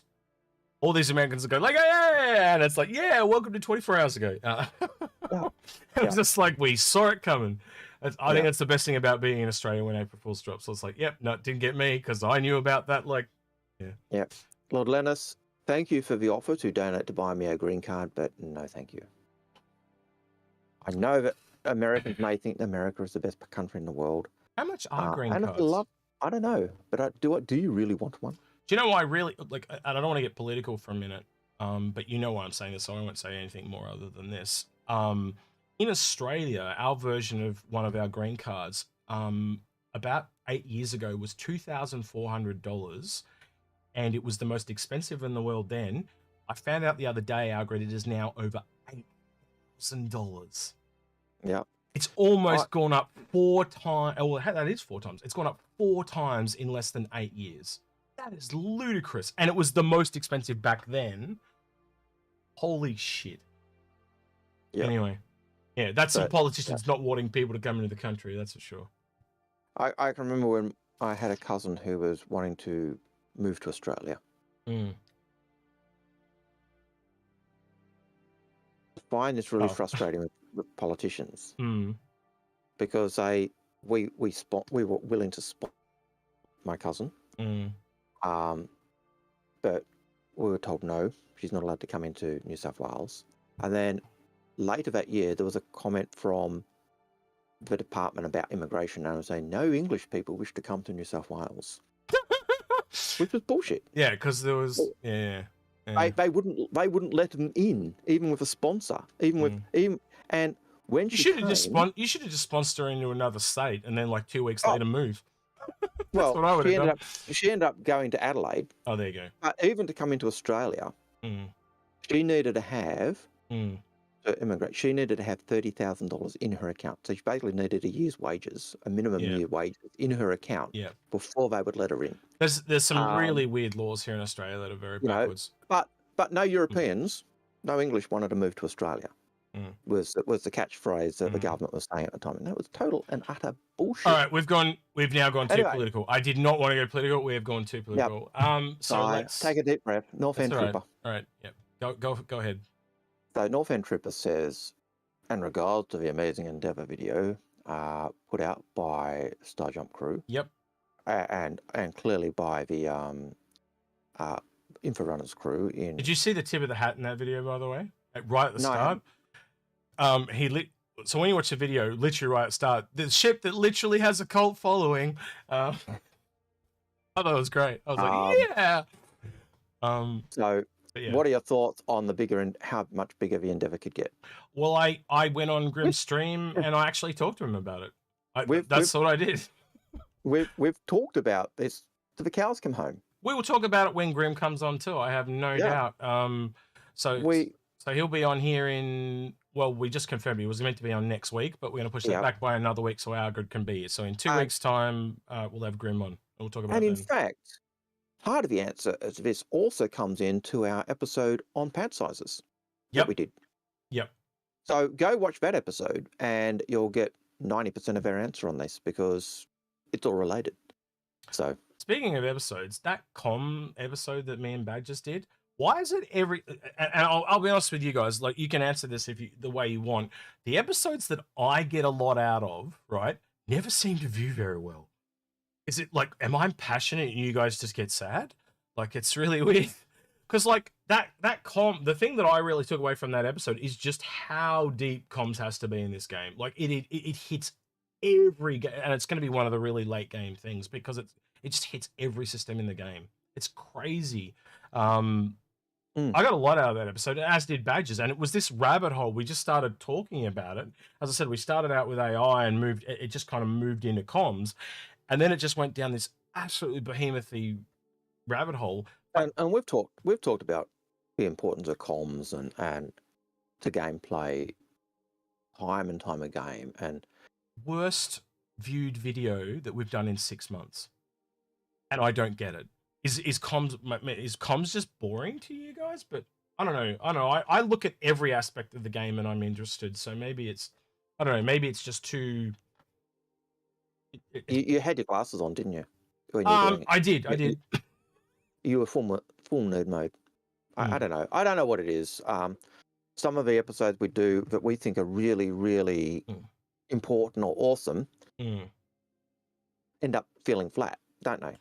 Yeah, well, there's episodes that you and I have done too that were before their time. Like we, what was that one we spent like 2.5 months on because we were really excited that we'd figured something out, and it was the one when we were talking about we eventually expected to be shots on stations. Now today that's like no duh, but back then it was like it was connecting a lot of dots, and it didn't view very well at all either. But over the years, there are people that have gone back and watched it, and they're like, holy shit, you know, because this is like, I think that episode would be close to, hang on, I'll look it up real quick while we're talking, but that was a long time ago. Lemming, I forgot to ask too, someone asked in chat, Lemming, can you let me know, they want to know if we can drop that link to your document. Do you mind if we publicly share that, Lemming? Just let me know if you can, Lemming, if you're cool with us dropping that. I don't want to drop it without your permission because it's your document. Sorry, and I did read the question. I just got multiply sidetracked as we tend to do here. Right. Yep. So yeah. What was I looking for again? See, I distracted myself with good shit. What was I looking for? God damn, what was I looking for, Algared? Last question we were looking at was the Endeavour. How big could it get? So. The episode. Oh yeah, the episode. I gotta go find the episode. So Lemming said he dropped an image on the Discord. But you don't want us to share the document, I'm assuming. And he's put. So can you link me the image, and I will then link people. Yeah, that's fine. Link me the image, Lemming, and I will link the image in chat for Twitch and YouTube, if that's okay. So just DM me that, and we'll come back to that. All right, I'm going to find this real quick, Algared, if you want to do the next question, please, buddy. So the next question from Waffle Insanity, maybe a better question, is like, what do you do in an Origin ship? Go to ship meets, fly around and watch YouTube. I do whatever I want in an Origin ship. I think they're very, and I learned this with the episode we did with Grim and, I just forgot his name. Who's the other guy? The guy from the 890 Jump Club, the yacht club. Joran.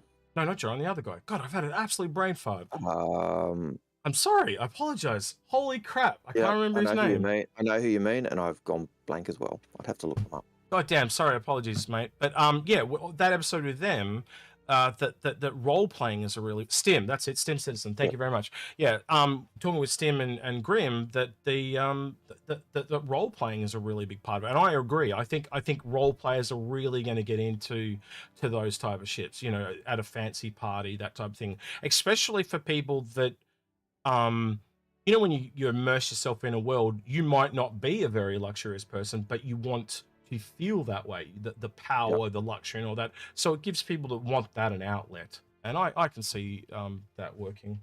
Yeah. Right.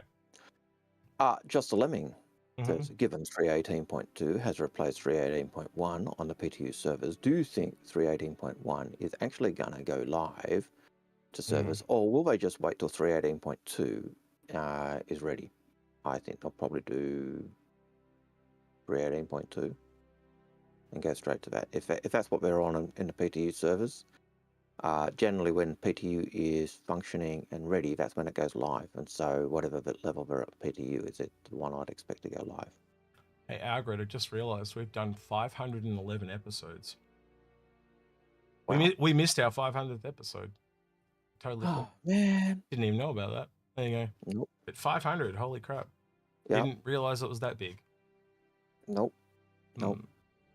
But if you guys do want us to be able to support ourselves and quit our jobs and help us get to 1 million subscribers. I don't think I have no expectations of that at all, but yeah.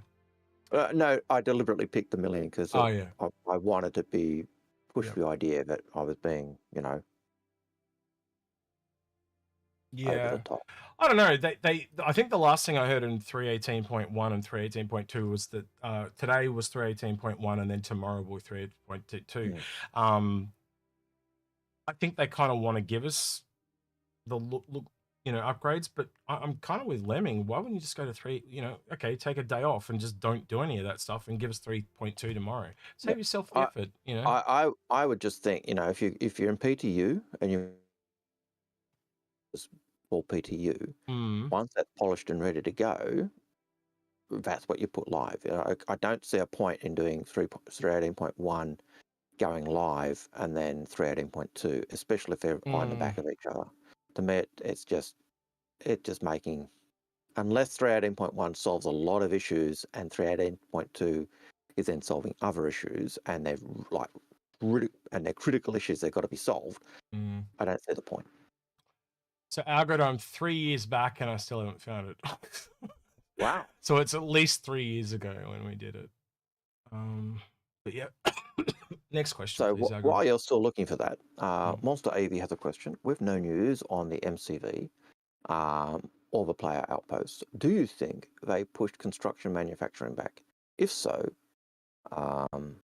odds of it being an issue with item counts, persistence, loading, down servers? Yes. Could be anything. So it was. I found it. It was episode 95. So that's episode at 511. So it's that long ago. It's only got 907 views, and it's over 4 years ago. But if you guys want a bit of nostalgia berries, I'll link this real quick. In Twitch and in YouTube. Watch that video and send it to the top of our most watched videos list. Yeah, so that was a video me and Algared did that we really it's queued up for 55 seconds for some reason. Shish, I shouldn't have done that.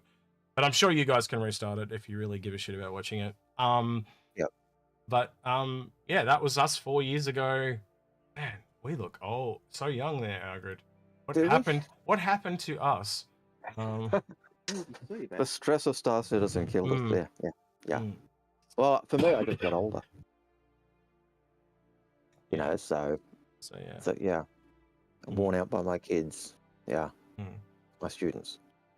All right. Daniel. Lemming has not sent me that image. Sorry, go next question. Go ahead. Daniel has a question. Do you think they will release Squadron 42 to the public before PU is fully completed? Yes.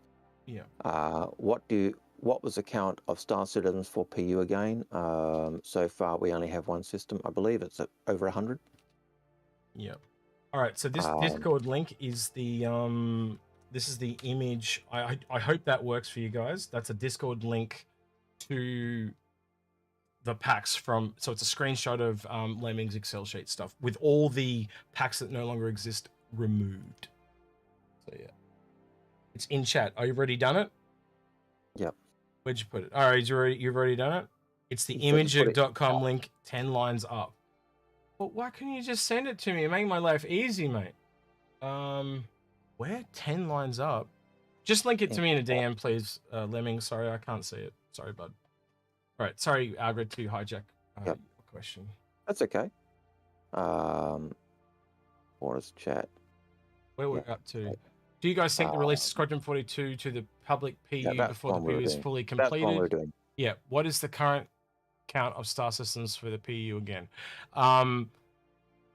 Wait, the current they said 100 systems at launch for the PU. Yeah. So there are over 100 systems. Yeah. I'm going to be honest. Like with the speed that they were able to redo the whole of Stanton, I think they did it in a very short amount of time. It's 2 weeks, 2 months. It wasn't 2 days, but it was 3 people. They redid the whole of Stanton. That's one system.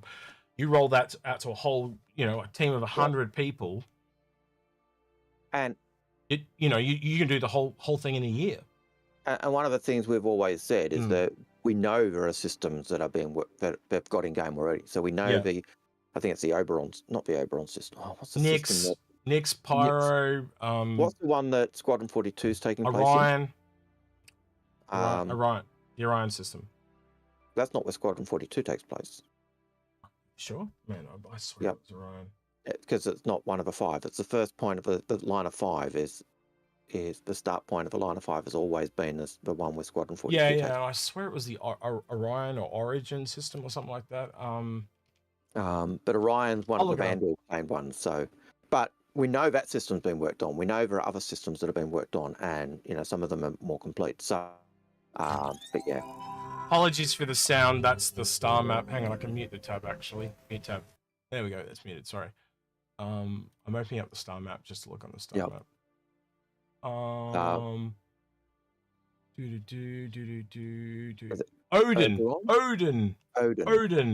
I knew it was something O. It wasn't O, but I was pretty certain it wasn't. Oh, and everyone in chat told me I didn't even need to go to the star map. But anyway. Yep. Actually, thank you, chat, for telling us. Yeah, thank you. That said, though, I can probably open it on the browser here real quick. Yeah. And yeah, we can probably have a quick look at this line of 5. So why and the line of 5 comes about because at one point Chris said he envisaged that the game would launch with 5 systems. That would be. And then we just went looking at the 5 systems they'd mentioned, or all the systems they mentioned, and went, oh yeah, there's the 5. Yep. So Odin, Nyx, Pyro, and then I think you go from Pyro to Stanton. So there's 1, 2, 3, 4, and I think then people often said Terra. Yeah. But so then the 5th one's kind of the waggly tail that could be 1 or 2 systems. And I think Paul says Castor a lot. And I know Bremen's come in time. So, like, again, you can quickly look and go, yeah, it's probably one of the, that cluster of planets. If I turn these on, right, so that's all the waypoints, right? So it's most likely going to be one. You know, Castra makes sense because it's connected to Pyro and Nyx. I think this Tyak is too far out because I think it's like on the other side of Terra. So, you know, Osso could be one. But again, it really only connects to Pyro. Bremen doesn't actually connect to Odin, but it does to Nyx. So I do think Castra is probably the next most logical one because it connects to two of them. Yeah, and I think at the other end you had Terra being one that was suggested because it was kind of seen as the almost the head of the semi-head of government or one of the heads of government. Yeah, so I think Terra is probably, like, I know Paul says Castra, but I think Terra is the most logical one because it gives us a big system. So but the line of 5 comes out with Odin's where Squadron 42 is, so we know that's going to be. We've seen Nyx, and it goes to that. And I do believe in one of us in the story, you're supposed to, if Squadron 42, I have heard you've got to actually jump to one of the other systems to send a message. So you obviously need that system in there as well. So and then you've got Stanton, which we've already got. So you know that's one of the line of 5. You know Odin's one of the 5. And so you draw the links from Odin to Stanton. And then you've got the last one, and it's then which one makes the best sense tied off that chain of. Let's talk about the outlier though, Algared, that you and I always find really weird. This is Lear, and if you're just looking at me here on the screen, it is literally like this is almost on this side of the universe, and this is on the other side. Like it's connected to a lot of places, Lear, but it's like. So what Lear is the worm, the sandworm planet. Sandworm, but it's also where the Good Doctor episodes were in in some of the other mod things that you had. So yeah, where Theatres of War was going on. Okay. So someone in chat just said Ellis. I'm looking for Ellis. Let's I can't see Ellis. So you want to. So we're saying Ellis, there's Ellis, right? Ellis and a place called Green 2 were mentioned in the monthly report that was released today. Oh, man, we can go have a look at that in the monthly report. I didn't know that dropped. So I believe Ellis is... Right here. That's Ellis. Yep. And Ellis is important. Ellis is important because that's where the Murray Cup takes place. Right. And Green 2 is where the racetracks for Arena... Is Green to a moon or a planet though? Yeah, Green 2 is one of the planets in Ellis. Oh, okay. And it is tracks that we see in Arena Commander. That's the racetracks in Arena Commander are on Green 2 in Ellis. Why won't it let me go to Ellis? Like I'm clicking.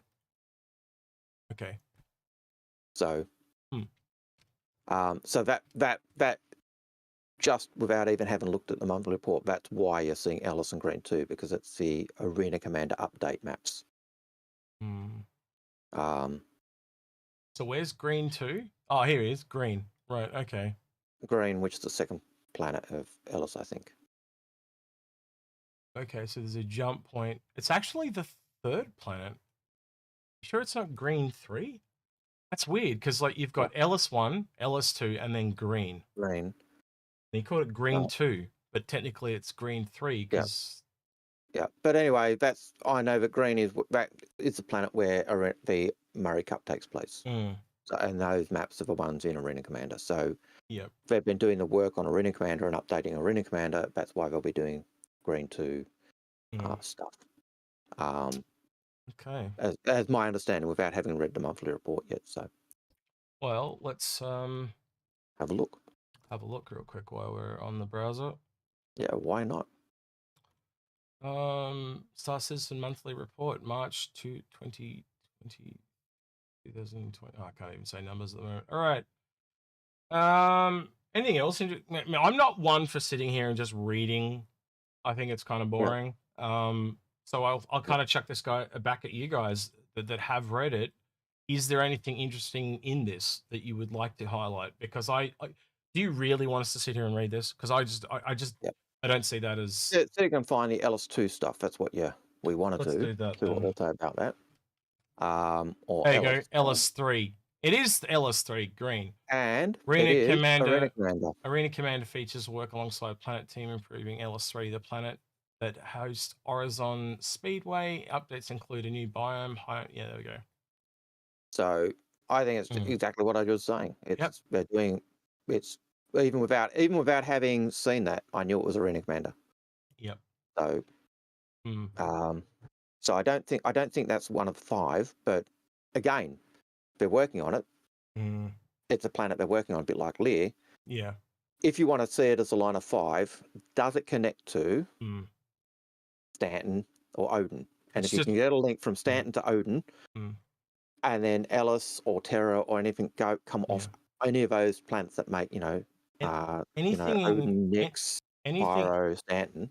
Anything in the Arena Commander is completely kind of goes everywhere because it's not connected like that. So yeah, but you would hope them building a system like this eventually this will be available in universe at some place down the line. But it probably will change again because sometimes if they're procedurally generating the whole area, it might just be easier to move the buildings and stuff to somewhere else. 100%. It's gonna be inverse. Like Broken Moon is an in-game venue. It's one of the systems in game. I can't remember which system it is, but the Broken Moon scenario that we have in Arena Commander is one of the venues in game. Every map in Arena Commander is a venue from in game. Arena Commander is the in-game game that takes locations and puts them into the game. And 100% everything in Arena Commander will be in game. Yeah. So the word I like to search for is ship when it comes to this, right? And so straight off the back, ship refinery work also began. The design intentions were brought up to speed to allow engineers to start work on the next sprint. So they're doing sprints on refineries, which I think is interesting. That's pretty cool. That's pretty cool. The Expanse and the Galaxy. There you go. We're looking at adding general cargo mission ships to give players a reason to investigate destroyed ships and ships that are soft death. There we go. That's a good idea. So it's not just salvage people that are going to look for salvage because there might be cargo there as well. And you would hope that eventually too, if you do find a salvage wreck, that not just the components, you probably will be taking some of the cargo out of it as well. Yep. Does that mean, and then there's a legality? Do you put in the salvage claim on that ship? Do you have to put in a salvage claim if you're doing a salvage on a ship, or do you just? Ooh. There's a little bit here that's interesting to the comm stuff, man.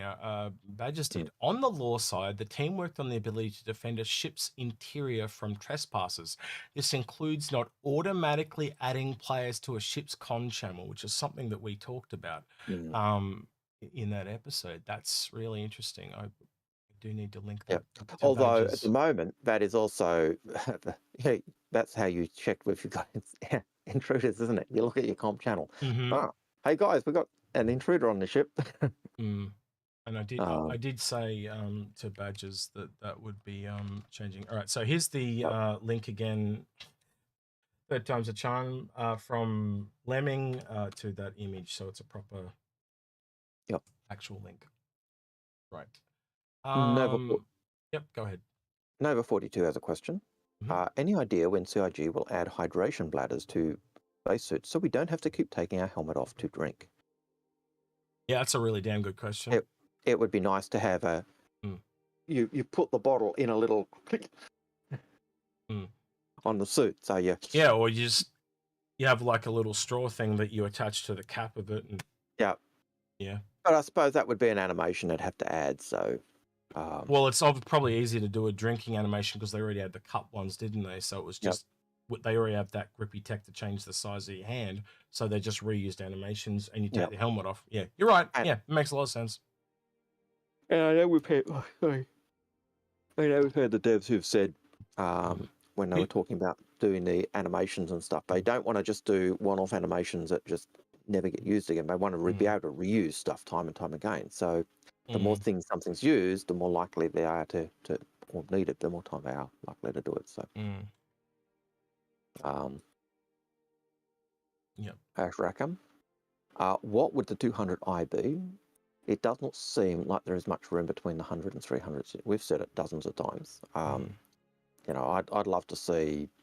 You know, I think they really need to renumber the ships. If you got without numbers, you've got the M50, you've got the what's the other unnamed? We've said that we've said that a few times. Like the M50 85X. So but if you don't fit that number, if you renamed it so the 300i was the 200 series, then you could have the 300 series above the 200 series. You know, because I do just logically look at the 100i and the 300i. I'm like, there is no room to put a 200 in there. Well, I look at it and think, why is the M50 and the 85X? There you go. 100? Yeah. And the 100 for 200 and the 200, you know. Yeah. And then you don't need it. Either way, you either go down or you go up. But there's already a plethora of Origin ships down at that level. You don't need 200. You just renumber the ships and So. And you know, something could be like the 200i was an older ship that they got rid of. They could bring that into lore too, and it's just the 200, you know, and then years later, like, you know how they've talked about coming back and doing the Zeus. They come back and they do this old ship that's you know in conjunction with oh god, I'm having a brain fart of the manufacturer, Esperia. You know, so they bring it back as a restoration project. So Although would Esperia be doing I suppose if they were doing it in conjunction with, but then why would Origin need to get another company to make their parts of their ship that they do? So, sorry, I just had a lightning strike here. I can see that. Oh, wow, that was loud. Okay, so it must be raining here. I didn't even realize. It is raining here, so if we randomly drop out, I'm dead. No, just kidding. But and I will say I know our weather report yesterday was saying we are heavy rain and thunderstorms, so I can now hear the rain. So that's actually that's one of the benefits to the NBN, because it's optic fiber. Electricity doesn't travel down it, so you don't have those problems as much anymore. It's a lot harder for the internet. I'm more likely my computer's going to turn off than the internet. Anyway, I use a UPS, so uninterrupted power supply battery. I probably need to get one then. So we've at least got 15 minutes. We used to get dirty power, so if I don't have one, I used to blow my computer all the time. The power source would go. It sounds like the worst porno I've ever seen. Dirty power. Anyway, I'm just going to remember that now. Dirty power. Anyway, got the UPS. Not an issue ever since. So, So if you don't have a UPS and a battery pack, 15 minutes of power so you can shut down computer, all the rest of it. I highly recommend you, especially if you're buying high-end computers to play Star Citizen or otherwise, get yourself a UPS. Get yourself one of those battery pack type ones that plug in, charge up, and then run everything off that, because it will save you in the long run. All right. Well, we customer service advice. Yeah, we can also get it with good power supplies as well. So I've got some high-end power supplies that I put into my PC, so I didn't need it. But I do think we might have to look into getting one, just so, say the power kicks out here. Like I might just have two of the lights not plugged in, so the lights will go off and I go, oh, the power's just tripped.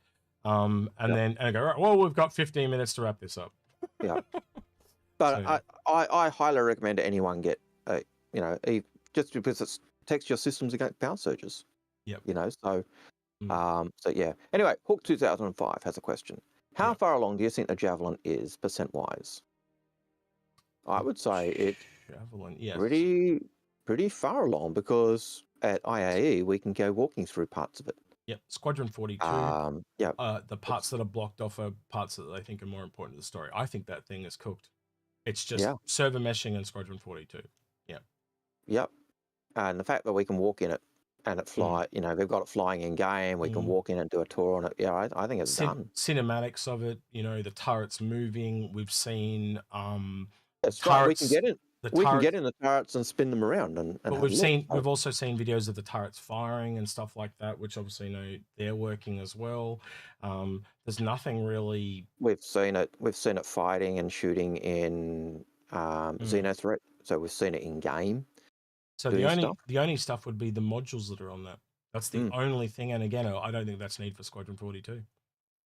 So I think it's at the point where they could put it in game once Squadron 42's out and then come back to the modules at another point. Yep.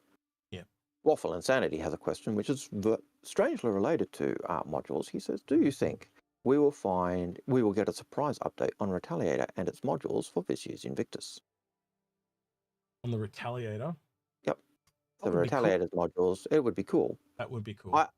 I think we're more likely to get the surprise of seeing the updated Retaliator. Whether we'll see the modules is another thing, but I think it'd be really nice to see that updated.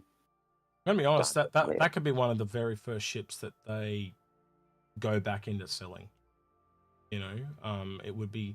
I would not be surprised with the rework of that ship if they don't take the time to do some of the modules as well. It makes a lot of sense, really, especially with you know, they want to do the M50 engine. If you're going to rework the Retaliator, why not do the modules as well instead of doing two separate things, focus it into one? And then and then sell them all. Sell them all as. I can see why the question is there. Like, it makes a lot of sense. He's probably on the same ballpark as we are getting into very quickly. Yeah, I could see it. It makes a lot of sense. You know, multiple moving parts. So yeah. Right, Algared, you back yet? Yeah. Yep. Right. Yep. Oh, well, I think I'm back. Yep. Next question. Next question. Next question is from Wailerin. Yep. Wailerin says, they talk in the brochure about the Terrapin doing search and rescue. Do you think they're possible they'll put a version with a bed like in the Pisces? Absolutely. In the Pisces video, they go, that's the new Terrapin search and rescue. In the video where Jax McCleary is talking, they literally talk about a search and rescue variant of the Terrapin. Yep. They also talk about, you know, in the lore, there's that they talk about the Marines actually liking the Terrapin as their dropship. Yep. It's more crowded. Yep. But they like it because it's tanky and stealthy. Yep. I think there is room for two variants there. Absolutely agree with what Algared said about the dropship, because that is mentioned multiple times in the lore and it hasn't been changed. So, and it makes sense. It's an armored ship. We don't have a lot of, you know, highly armored small ships, so it makes a lot of sense. And then they've mentioned the search and rescue variant. That's how it started out, didn't it, Algared? I believe it, wasn't it? It started out as a search and rescue variant? Or was it a combat variant? I think they started it out as the version we've got, basically the scout type thing, the scanner one. But no, it's not. I remember reading that it started out as something and went into the search and rescue one, and I just can't remember what it started out as. Yeah, I know that search and rescue was certainly one of the things they talked about. Yeah. But I can't say which came first. I remember they took the gun. It had guns or something on it. It was an armored combat variant, I think it is what it was. And then they went into the scout stuff and they removed a lot of the guns. Yeah. But I'm sure someone in chat will correct me if I'm wrong. But I'm pretty sure it was a lore story I remember reading, and it was in the last year or two. I just remember I read one off the cuff, like randomly, and I don't read a lot of them. Yeah. I've read a lot of the lore stories, but I can't remember it. But it is a Sorry, I'm reading something someone said in chat. No. Yep. And someone just said Terrapin was originally the next great starship ship. No, it wasn't. It got nothing to do with the next great starship. Completely separate. It was never part of the next great starship. Yeah. The only draw that link is by the fact that the Marines liked it as a drop pod ship, but it was never one of those five. Actually, originally the Terrapin was one of the starter ships they put up for the vote, and it was by Aegis. There you go. How's that sound? It's one of the few ships that has actually changed manufacturers in concept. It went from Aegis to Anvil. So there you go. Harry Knight got a question. Actually, Os Veteran has a question first. Why is there no 615p or 625 ships? Because they haven't made them yet. I think it ties in with a question. It's something actually the 615p would be the original cargo variant, would it not? No, the 615p would be the Explorer. So the 315p is the Explorer variant. The 615p is the 600 Explorer. Yeah, so there is a I could see that. They just made it a module instead of a ship. Yep. Yeah, no, I agree with that. So 615p modular exploration module, the 625A, it's a combat variant, and So wouldn't it be the 600i as the touring variant, which is what it is in all the other variants, and then so technically if they made the Explorer module the 615p. Yep. So we don't have a 625A. Algared, can you tell me what P stands for in 315p? Oh, Explorer. Pioneer. I would have said Pioneer. No, Pioneer. Oh, okay. 615 Pioneer. Explorer. I don't know. Well, it's like the 85X Explorer. It's just like a. That's weird. I don't know. Yeah. Where does the M come from in M50? Military 50, because it was originally being designed as the police interceptor. I'm just, you asked me, I'm just tossing it out there. I know where it's from. It's from morons. If you buy that ship, you're a moron. And 50 morons brought that ship. No, just kidding. It was but it was the original design of it was a ship to replace the Titan as the advocacy's interceptor. Glitch, which always blew my mind. As how on earth as a cop, so has prison cells going to do that in a M50. So two things in Twitch chat. Glitch X says Pathfinder. Yeah, the Terrapin is a Pathfinder. And 11th, he says, wasn't the 600i originally a cargo ship? Yes. And that's what I said. It would be, but then technically, wouldn't it be a C? It'd be a 600C. So it'd be like a 635C. Yep. Going by their naming conventions, it's a 635C. Yep. So 135C is the cargo variant. Of the 100i, The 300 is just the 300 cargo variant. So it could be, if I were sticking to the naming convention, it would be the 335C. 600 cargo variant would be the 635.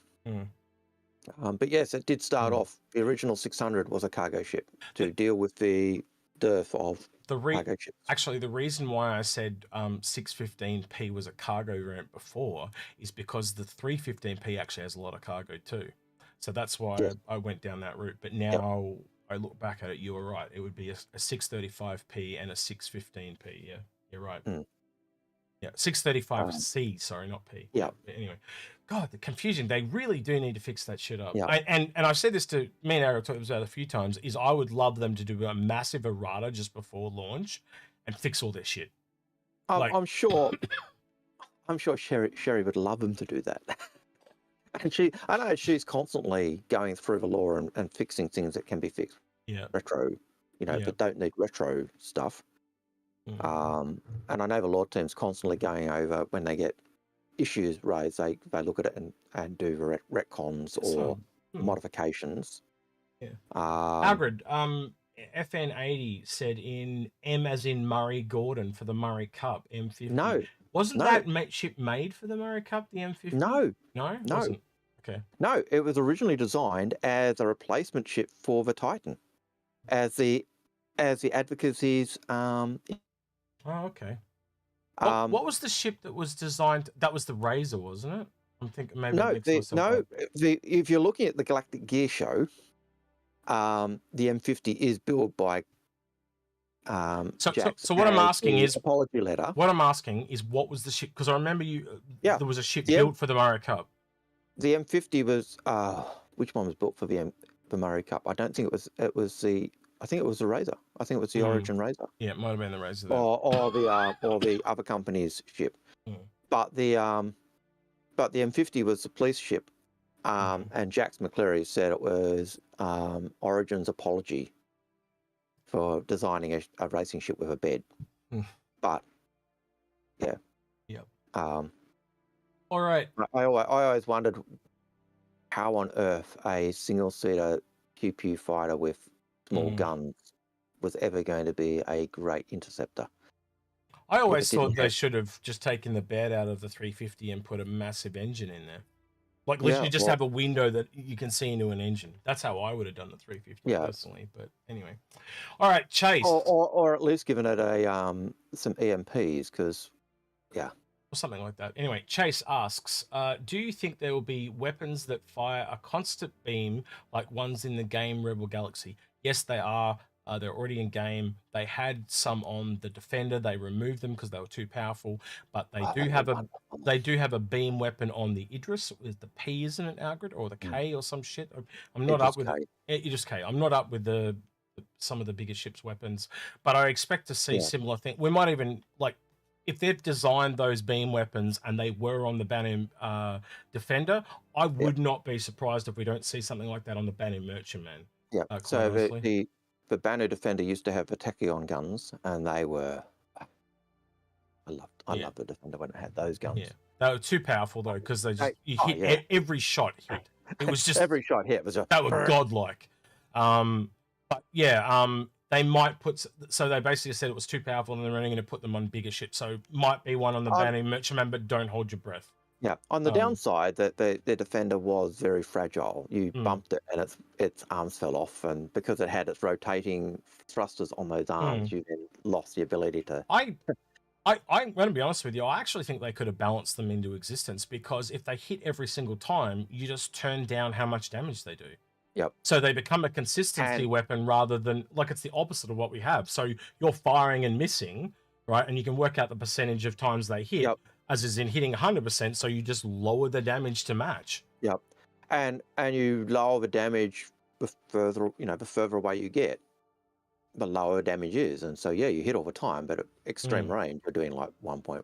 Well, that's one way to do it. You could have a version that doesn't do that, but then what you're talking about is similar to attritions. So you could have a different beam weapon. Yeah, no, but you're right though. You could do that. All right. Ash Rackham says, do you think we'll see more RSI luxury ships, seeing as how they in Lord make luxury ships before Origin existed? Actually, this is something I brought up with you, didn't I? And I've said it before, and I'll go back to Consolidated Outland, as I said earlier today, that there needs to be competitors in every space. RSI is all we've got at the moment. But I actually, we'll look at the real world. What have we got? Alfa Romeo, BMW. I'm just trying to look in that space, and I'm sure there's Audi. There are several car manufacturers just in that space as well. So I can't recall, though, in lore, RSI making luxury ships before Origin existed. Well, RSI made everything before everyone existed. So I think that's what he's getting at. But back then, everything was luxury. I suppose even an Aurora was luxury back then. Yes. But the only luxury ship RSI really have in their stable is the Phoenix. And the Phoenix was basically them saying to Origin, this is how you do luxury, because everyone complained about the 300 and other stuff. And then the 600 came out, and that was Origin saying to RSI, no, this is how you do luxury. And it was a nicer ship, well, in some people's view, but it was like double the size. Of course you expect it to have more stuff if it's double the size. Like, what insanity is that? So I don't recall RSI doing luxury before Origin, but hey, I'm human. I make errors, and my memory could be faulty. Yeah, I don't know anything about. I'm going to be honest. I've never heard anything about RSI doing luxury before Origin. Anyway, all right. Next question. Robert Cosmix asks, do you think the Polaris hangar will be able to fit 2 fighters or 2 small industrial ships, such as a Prospering, the Vulture, a Blade, and a Centaur? No, it is a metric size 2 hangar. I'm going to start using the numbers there, as we've said. So it's a metric size 2 hangar, and that means it's 1 ship, numero uno, no 2s. Yep. You possibly might get 2 small P-52s in there, but yeah, you could make them fit, but whether they connect is another thing, and that's a downside to the 890 jump. It has 2 size 1s, but down the line is where we're going to see these connotations. You could essentially fit a size 2 inside the 890 jump, but it won't connect. It won't have the facilities for it. And that's where the Javelin becomes useful, because I know the Javelin, at least in the original design, it has a whatever size the Redeemer would be. Well, technically, the Redeemer. Technically, this is the weird thing. I think that is another bespoke hangar, because the Redeemer at the moment sits on the same size pad as a Constellation, and Constellation is technically large. So, I think it would have to be it'd have to either be an S3 or an S4 for the Redeemer. That's quite a big hangar. It is a big hangar. And we know from the shape of the Javelin, it means it's bespoke. It just has to be. It has to be like the Carrack. But the thing they said about the Javelin was the fact that you could carry, I think it was 3 M50s or 2 Auroras or 4 P52s. So that's where it is unique. Where it's got the big ship, but could also take one of the others or multiples of those smaller ships. So, no, if you think it out, it makes a lot of sense because if you can physically fit a smaller ship, I could actually see that going down. And we've seen it in game at the moment. You can technically, I've seen a Merlin spawn into a Reclaimer hangar, right? So technically, it would have the facilities to do that smaller ship. That does actually make sense. The difference is, you could have 4 in that hangar. Okay, well, I'll believe it when I see it. But that's what their sale document said. Yeah. Okay. So we'll see. But if you can, if you can have a size 2 and you can put 2 size 1s on it, that would change the game quite a lot because it actually makes the 890 jump even worse. Because you've got 2 size 1s there, but if I've got a single size 2, then that's 2 size 1s plus every size 2. So the bigger the hanging you can put in a ship, just the more better it makes it. That's astronomically huge if that's correct. But as you said, if it's in the sales document, it may very well be bespoke to that ship. Let's see how all that pans out down the line. So all right. I'll just do a quick search for it because I can. Yeah, please. No, I saw you say something angry PC Tech, but I was distracted. Sorry, I was wrong. It's not 3 M50s, it's 2 M50s. There we go. So I think Angry PC Tech was talking about the wipe. Yeah, we talked about the wipe probably an hour ago, PC Tech. So yeah. All right, so Alex. I'll just do a link to that that page. Yep. To the Origin.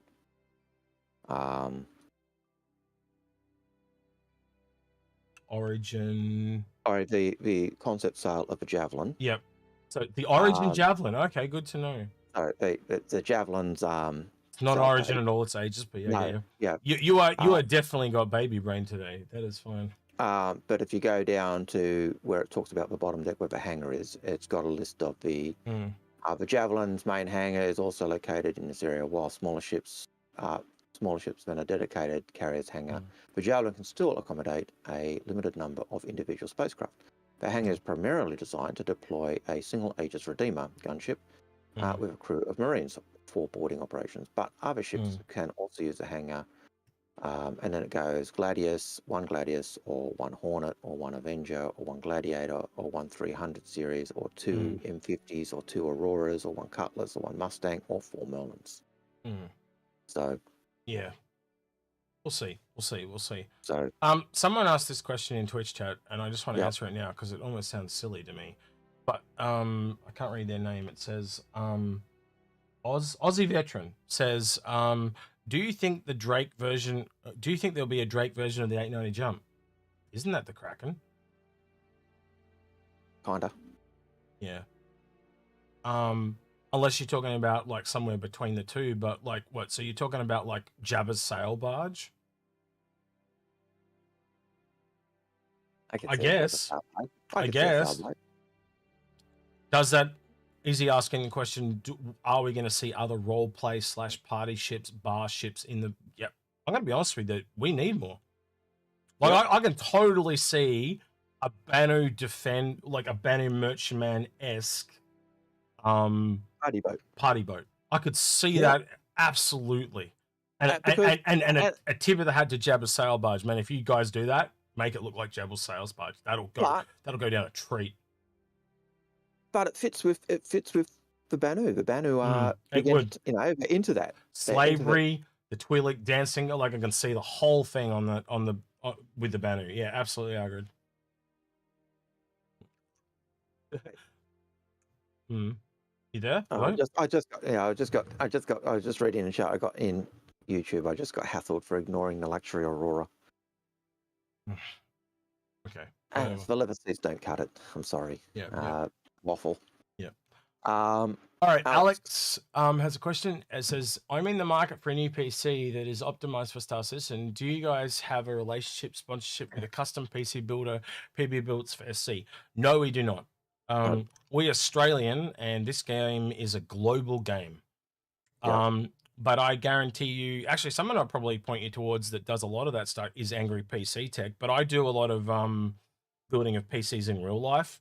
But if you want actually help online, I would help you personally if you want, or you can go ask Angry PC Tech. But no, we don't do sponsorships or anything like that. Again, we're not really in this for money. We're in this to help people and stuff. That's right. But I guarantee you, if you reach out to anyone, not anyone, but there are a lot of people that will help you pick a thing for PC. Actually, someone will link this. There's actually a really good chart, isn't there? What's that? That performance tuning thing that they made that they showed up CitizenCon one year, and it actually shows you the kind of best graphics card and CPUs to buy currently for Star Citizen, because it actually goes across the whole thing. And if you just, someone will link it in chat in a second because I can't remember what the address is. But you can actually see what are the best ones to buy for the best system.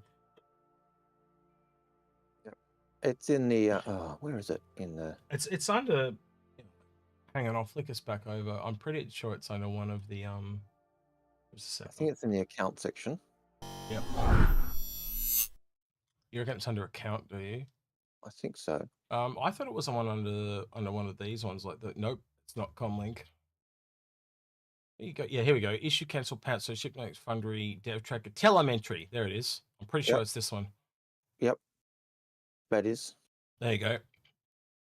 So you can click on this, and these are the top CPUs. They're all Intel. And you can see where executes is. Executes that green dot. Am I? No, this is below average. This is above average. Where you are. What, this one up here? No, that green dot. That's where you are. That's your system. That's where you're sitting. Is it? I thought this was the low average. No. The bottom one is that's the minimum. So this is this. No, it's not, because see the white lines, Algared? The white line. So this is people that are below, like consider below like poor performance, extreme performance, and then this is where it even says here minimum configuration. My configuration is the yellow one. It says there's a yellow one. Where's the yellow one? It's meant to be a yellow dot. Is yellow. And then the green dot is recommended configuration, which is around here. No. But I can't see mine at all. Mine. I always thought. Oh, there you go. So there's mine. Mine is way off into the. So if I turn it off, so that's mine's way off into the stratosphere. So you got to go to the big one to see yours. Yeah, but then you got people that go way out here. So the 13th gen Intel. Yeah, so they go NVIDIA RTX 4090. So there's like someone with where's mine? So mine is this. So I've got a Ryzen, that's mine, 5900K 12-core processor, and I've got a 3080 Ti. Yeah, so there you go. 56.9. There you go. Cool. It's very cool to actually kind of see where you sit, and you can go, right, well, this is what I can afford. This is what it'll give me, and you can, it even goes like, I've got a shitty graphics card, but I've got a good CPU. And then you go the other way over down here. I've got a great CPU, but a shitty, great GPU, but a shitty CPU. So you can very quickly see what performance you can expect to get. And I'm going to be honest, at 56.9, you're going to remember this game is unoptimized at the moment. You do not need to be all the way over here. No. You don't. You just don't. And you guys have seen the videos that we do, and when we play in game, it is totally fine. I think you are quite safe to aim somewhere in here, And you can already see that my configuration, the more green something is, I think it's green, the more green it is more people have it. And then the darker it is, they probably want to consider updating where these recommended and minimums are, but yeah. So you can see I don't have the most common configuration. I would say just from color-wise, it's in here somewhere. So, some Intel CPUs, a 4080, 4070, 4080, an AMD 7900X 12-core. So there you go. So, yeah, 1300K and 7090X and around a 4070 to a 4080 or a Ryzen 7090 XT. All right, so yeah, so most of you guys are fairly high end. I'm gonna be honest. There's a lot of high end. That to me, that's current gen high end stuff. But like, man, we spend thousands of dollars on spaceships. So yeah, yeah. But I don't think you need to go there. That said, though, this system is now 2 years old. So going back, 10 years ago, 2 years, you'd update it, wouldn't you, Algared? But I don't see the need to update. So Star Citizen's the only game that really pushes my system at all at the moment. So if you look, the greener it is, the less that people have it. So it's the greener, the less people have it. Okay, my bad. Sorry. So oh no, you're right. It's basically it goes both ends because you got back jar. So you got 6% having the light green. Actually, no, it's not, Algared. So what it actually says is by user. It's actually the one right in the middle. So this one here is about 30%. All right, so it actually tells you per color percentage. Okay, so that's where most people are. So most people are in that kind of aqua blue. Round about 50. Yeah. 11 are in the darker blue. 2% are in the purpley type color. 8% are in the blue. 11% are in the kind of. So so I'm in that 30%. I'm in that 30% group. So I am in the biggest group of people. So yeah, okay, all right, cool. Now I don't feel so bad. I don't feel like I think I'm in the next group, the one group down from you, the teal. I thought I was lagging behind, but now I don't. I feel fine because I'm just in the middle of the pack, so that's good. Yeah. I thought, oh man, all these bastards got these huge high-end machines. What the fuck? I was like, yeah. But no, I'm right in the middle, so that's good. Yeah, I'm the bottom end of that level. 3 years ago, I was at the top end of that level, but times change. That's how it is. The times change, and computers get old. But I think you would agree with me though, Algared. Like, so where I'm at, or this big pack in here where most people are, this plays games fine on almost every other game. And you got to remember, we're playing a very unoptimized game. What are we looking at? This is about to answer that question. This is the telemetry. So what you can do, I'll just link this so you guys can see it too. It's the telemetry. They released this at a CitizenCon 1 year, and I don't think they've updated it too much, but it just allows you to see how well your computer runs Star Citizen against everyone else. Yeah, and you can do it like if you set your system for running at high settings or low settings. So you've got your patch for the last 24 hours. You've got the game settings. So you set, if your game settings is set low, how are you going to function? If you set them at ultra high, how's it going to function? What your resolution's at, that's going to have an impact. So you can actually, using those top buttons, you can actually view what's going to help your, will turning my graphics down to low have an impact on my performance. Yeah, so this is how I run mine. I run mine at 2K. Does it wait? Oh wait, all set game settings. Here we go. So if I go ultra high, right, and then you see your shift of the colors. Yeah. And so that gives you an indication of where you're going to operate in those different different categories. Yeah. So it gives you an idea of the performance you'll get. It's quite a nifty tool, and because you can actually look at other boxes and other choices, you can actually see what other cards or graphics card or CPU or graphics card how they'll possibly impact your performance. So it's interesting how they rate certain things too, because this person here is running a Threadripper 3rd gen. And they've got a 4090, but they only get 56.7. Yet this person here has got a 13th gen Intel, which is a 1309KF, and they've got the same video card, but they get 20 frames more. Yep. So that tells me that a single CPU is still king. Yeah. As opposed to multi-core. But I think we're still not seeing the full value of threads coming in yet. So agreed. And so with that's probably not being held up by the bottleneck because the CPU is pretty good and so you're not getting a bottleneck there. Whereas if you, and the high end chip's probably not having that problem either. So So getting back to the person who asked the original question about building PCs, I know we've kind of tangented a little bit, but that does help you pick what PC you want. But yeah, thanks for thinking of us. Maybe down the line, we'll look at some kind of sponsorship like that. But again, we're not in this for money, guys. That's just not not us. We don't want to lose that passion. So and but also we say it all the time, you know, thanks for the support you give us, but you know, it is always humbling. It blows us, I don't know about the other guys, but it certainly blows me away, and I know it blows you away, and we always feel humbled by it. But no, I think that's an Inforunners trait. I don't think there's a single one of us that isn't quite humble, to be honest with you. I think we're all that way inclined. And you know, I guess, like, I look at Space Tomato, he's kind of got the biggest subscriber base at the moment, and he's very humble, you know. I think it's the thing that makes us all great. We are all very passionate about the game. So yeah. All right, next question. Alaska Belatny asks, back to Origin high-end shops, could they make dancing alien burlesque and not sexualize one pronoun group? Yeah, I think they could. If they could. I think the way you do it is you just make it so you can do whatever you want. You know, we've seen that in more games recently. So if you want to have the same sex couples, you can do that, all that type of thing.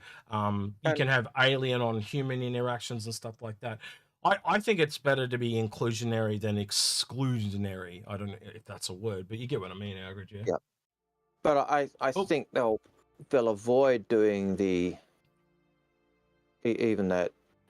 sexualization of the game anyway. They'll keep that to a minimum because of the G rating that they want. And I know that might suck. People might say that sucks, but I think this, we'll leave it with this comment from Snop and Sniffer on Twitch, who said, if it has tentacles, I'm in. Right. It could be a Centauri. All right, next question from Nova A42 says, could we see a smaller exterior access only tank? Yeah, absolutely. It would just make it like a bike, essentially, would it not? Or a single-seater fighter. But I bring this back to you. I would rather it be like a two-seater because I like the interactions between people. And I don't know. Would you prefer a single-seater, like a single-person tank, or a? I don't know. You tell me.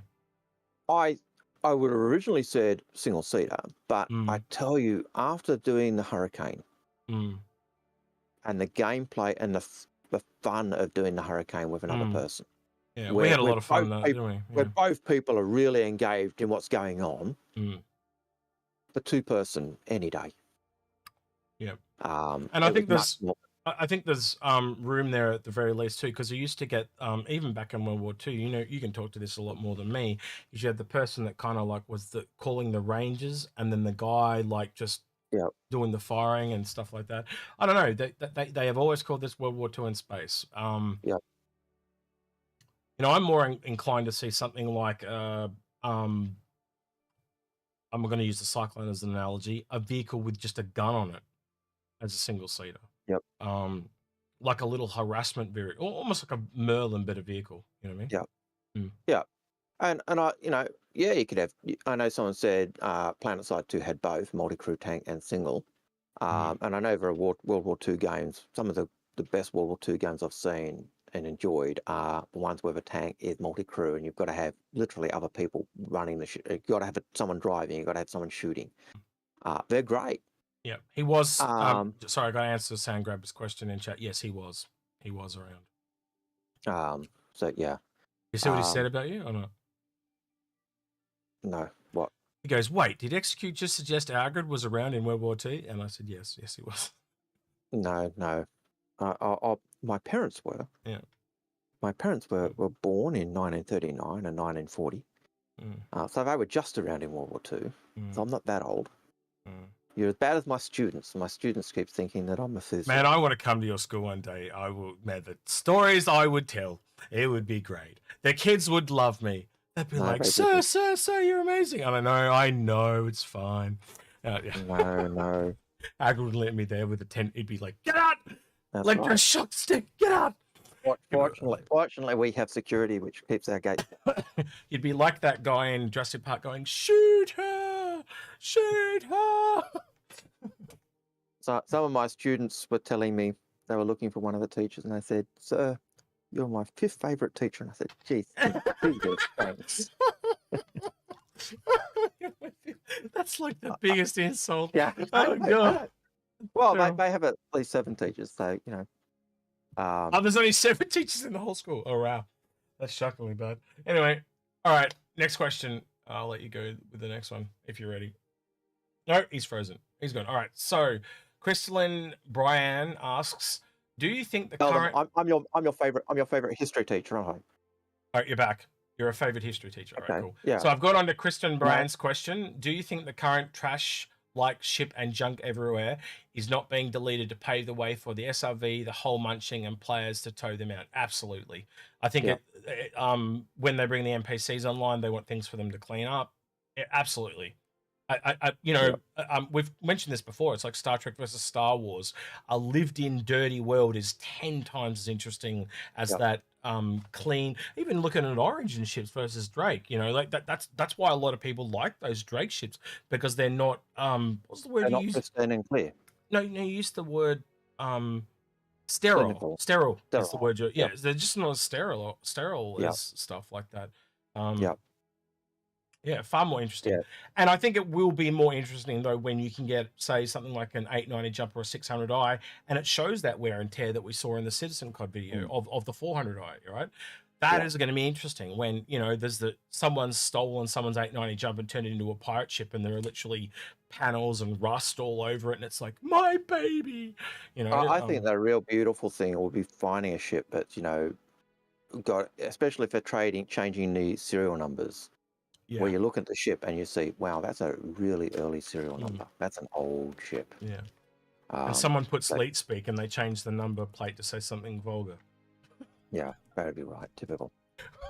But yeah, to go back to this thing that I was saying before I lost link, I say to the kids, I'm your favorite history teacher, and I say, but you're my only history teacher, and I say, yeah, I'm also your worst history teacher, aren't I?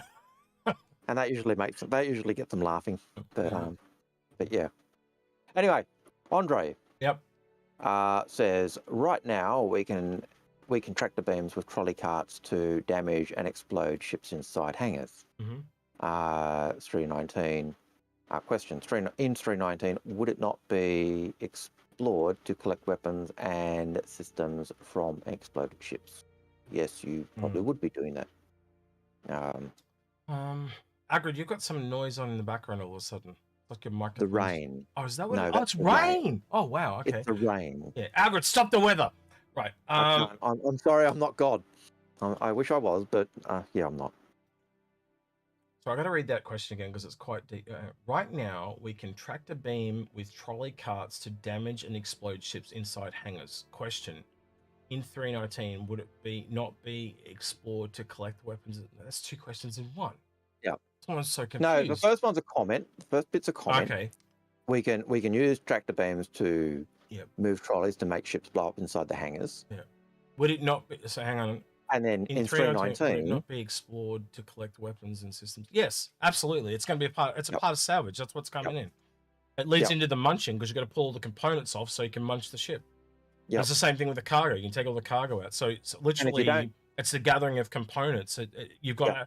I honestly thought that might come later, but it looks like it's coming with it. And so munching will be the last part, which is what surprised me from the recent ISC we watched. Not really, because they always said if you munch things without taking those components out, you can damage your munching machine because they'll go boom.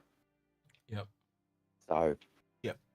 But they could just automatically just make them all disappear, or it doesn't explode at the start. Is what I meant. Again, it's steps. I've just realized 2 things, Algared. I'm cutting off questions in 3. Oh, in 8 minutes. Yes, that's what I'm about to do. I just reminded myself.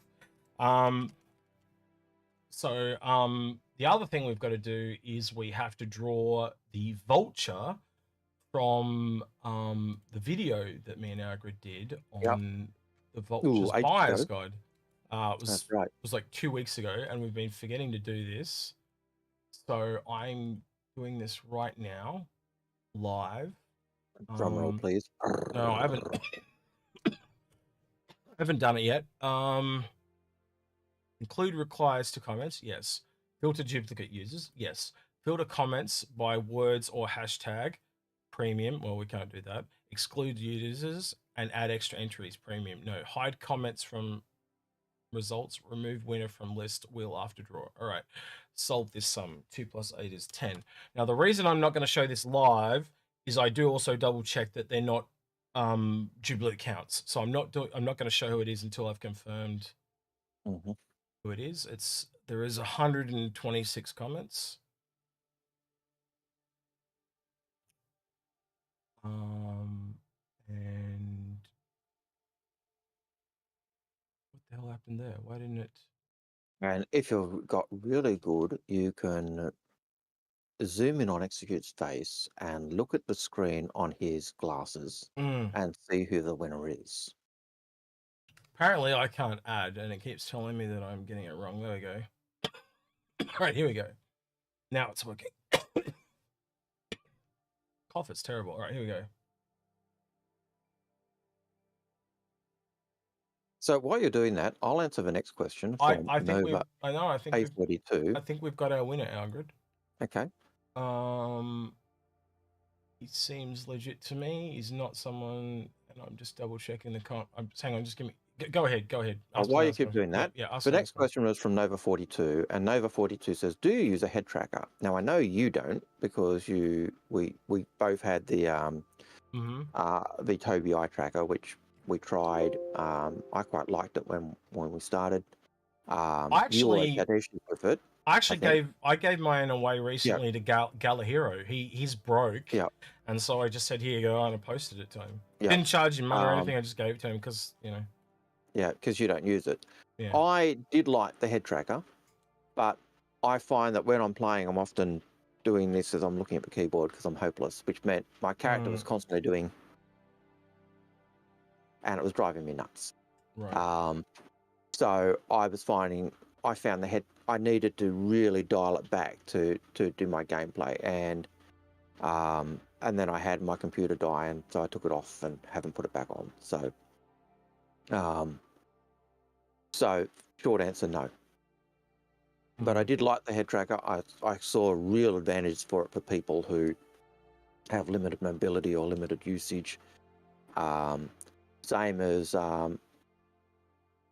voice attack or voice activation systems. I actually have been playing around with one a little bit, and I have found that better than the head tracker because it doesn't affect when I do my head movements. It's voice activated. So this is ironically funny. A couple of things here, right? So the person that's won, the person right below them goes, "Who won the vulture?" That I actually replied to about 2 or 3 days ago, and they were the person that reminded me to draw this. So I find that really funny. But the comment is, Algared needs to restart his modem and router, which just kind of goes back to what before. But the person that has won is a person by the name of Alika Bellany, and I will put that in chat real quick. Alika, I will message you, like reply to your comment. And hopefully you can get back to me. And if Alika doesn't get back to me, then I will draw it again until it goes away. But I know they were in chat at 7:43, so I know they were here an hour and a half ago. Oh, were they really? Yeah, we answered their question. Alika Bellany. They asked a question about Origin high-end ships. Oh, really cool. In fact, that was the one about the Alien Burlesque. Oh, nice. So, Andre Pedro has another question. Right now, we can get. We've answered that question. Alex has a question. Do you think there is any chance that a company like Disney buys CIG and leverages the tech universe to build a Star Wars MMO? God, I hope not. All right. Sorry, I'm replying to the comment so he can get his vulture. What was the question? Sorry, bud. The question is, do you think there is any chance that a company like Disney buys CIG and leverages the tech universe to build a Star Wars MMO. God, I hope not. They may buy the rights to use the engine from CIG, but if CIG turned around and tried to sell the company or the engine, I think a lot of people would riot. There would be an absolute. I don't think we'd have any problem with them licensing it or creating other games, which is what I think they'd be more likely to do. Is go, hey Disney, can we have the Star Wars IP and we'll make a game for you? I wouldn't have any problem with that. But if they turn around and tried to, all right, we're done, sell everything, I think a lot of people would be very pissed off. A lot of people will be very, very pissed off. Alaka Bellamy, he's in chat. Alaka, just shoot me a message on Discord, mate, please. It's just the easiest way to get in contact with me. So you can type !Discord on either chat now, and it'll give you a link to the Discord. Go in there, and you'll just see me and Algared up the top.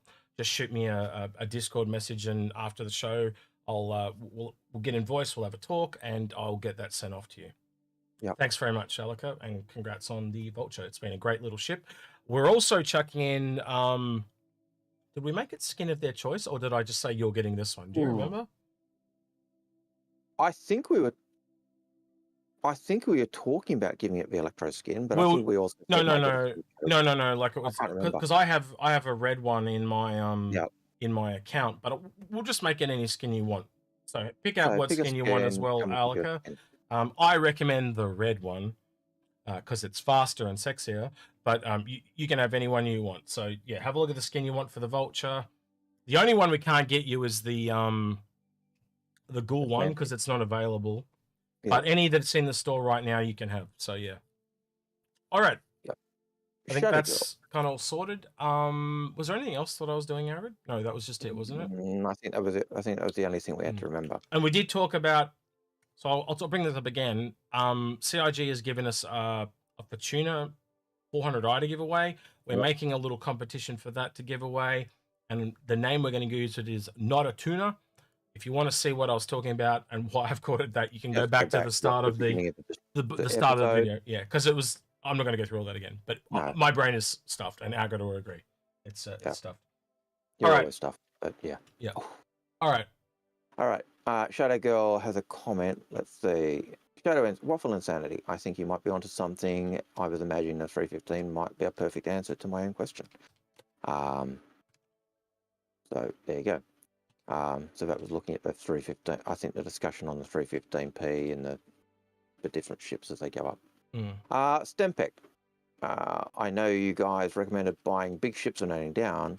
I kind of have all the big ships that I want at the CCUs, and I'm now looking into smaller ships. I can even fly alone. What do you recommend? Must-have ships. Whatever you want. Must-have small ships? Is that what essentially the question is? I get that. It's the essential question. What is a must-have small ship?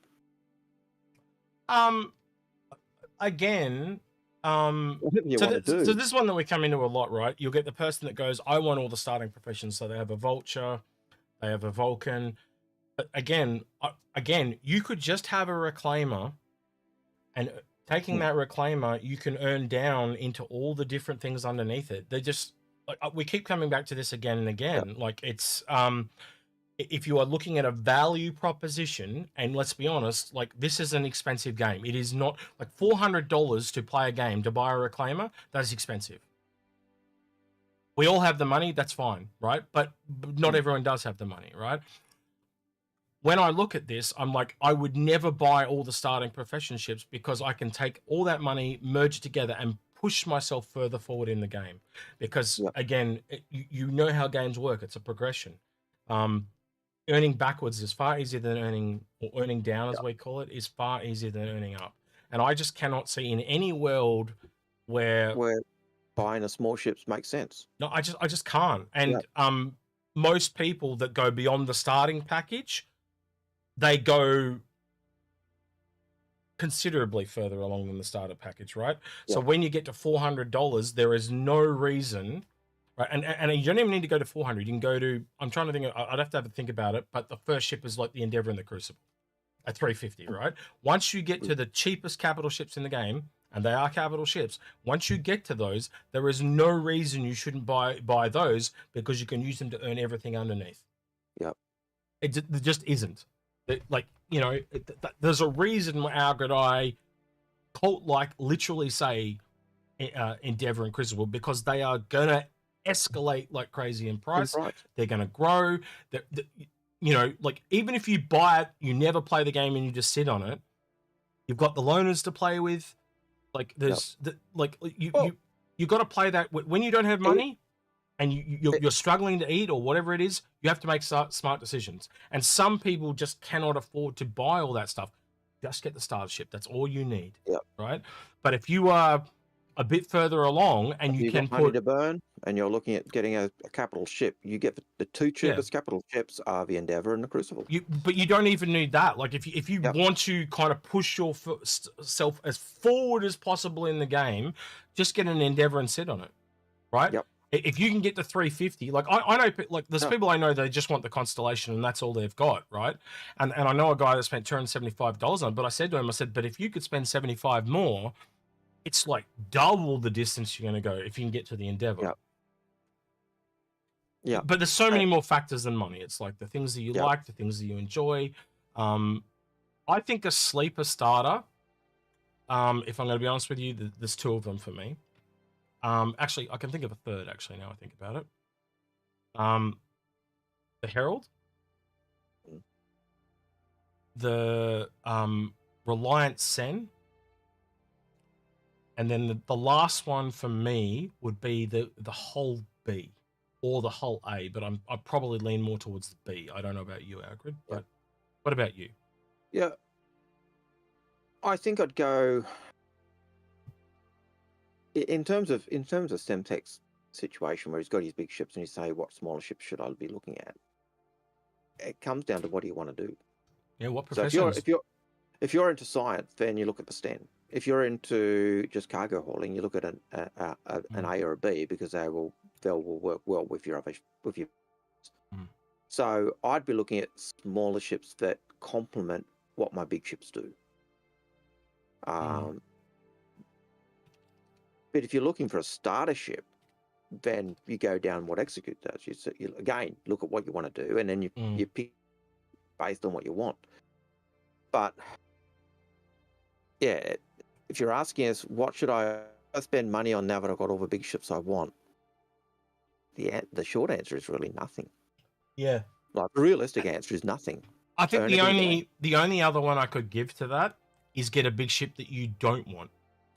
Yeah, because you're getting new gameplay out of it. You're not going to get new. So if you've got the Reclaimer, you're not going to get much more gameplay out of the Vulture, and again, you can earn down. So I'm far more like, yes, you can earn sideways into bigger ships, but I'm far more likely to say get something that's got gameplay that you don't want.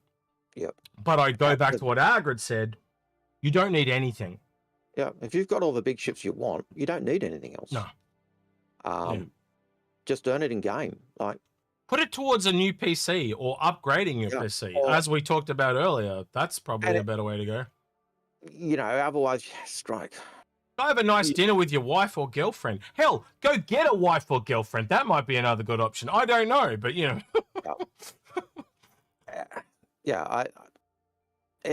This is a do as I say, not as I do. Because if you're me, you've got everything. Yeah.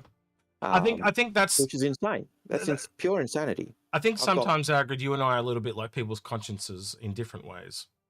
You know? Yeah. And I'm the one on the shoulder saying, go ahead, you know you want to. And here I'm saying, don't. So if we're both saying don't, I think that's yeah. And then there's times where I just want the world to burn, and Algared's like, no.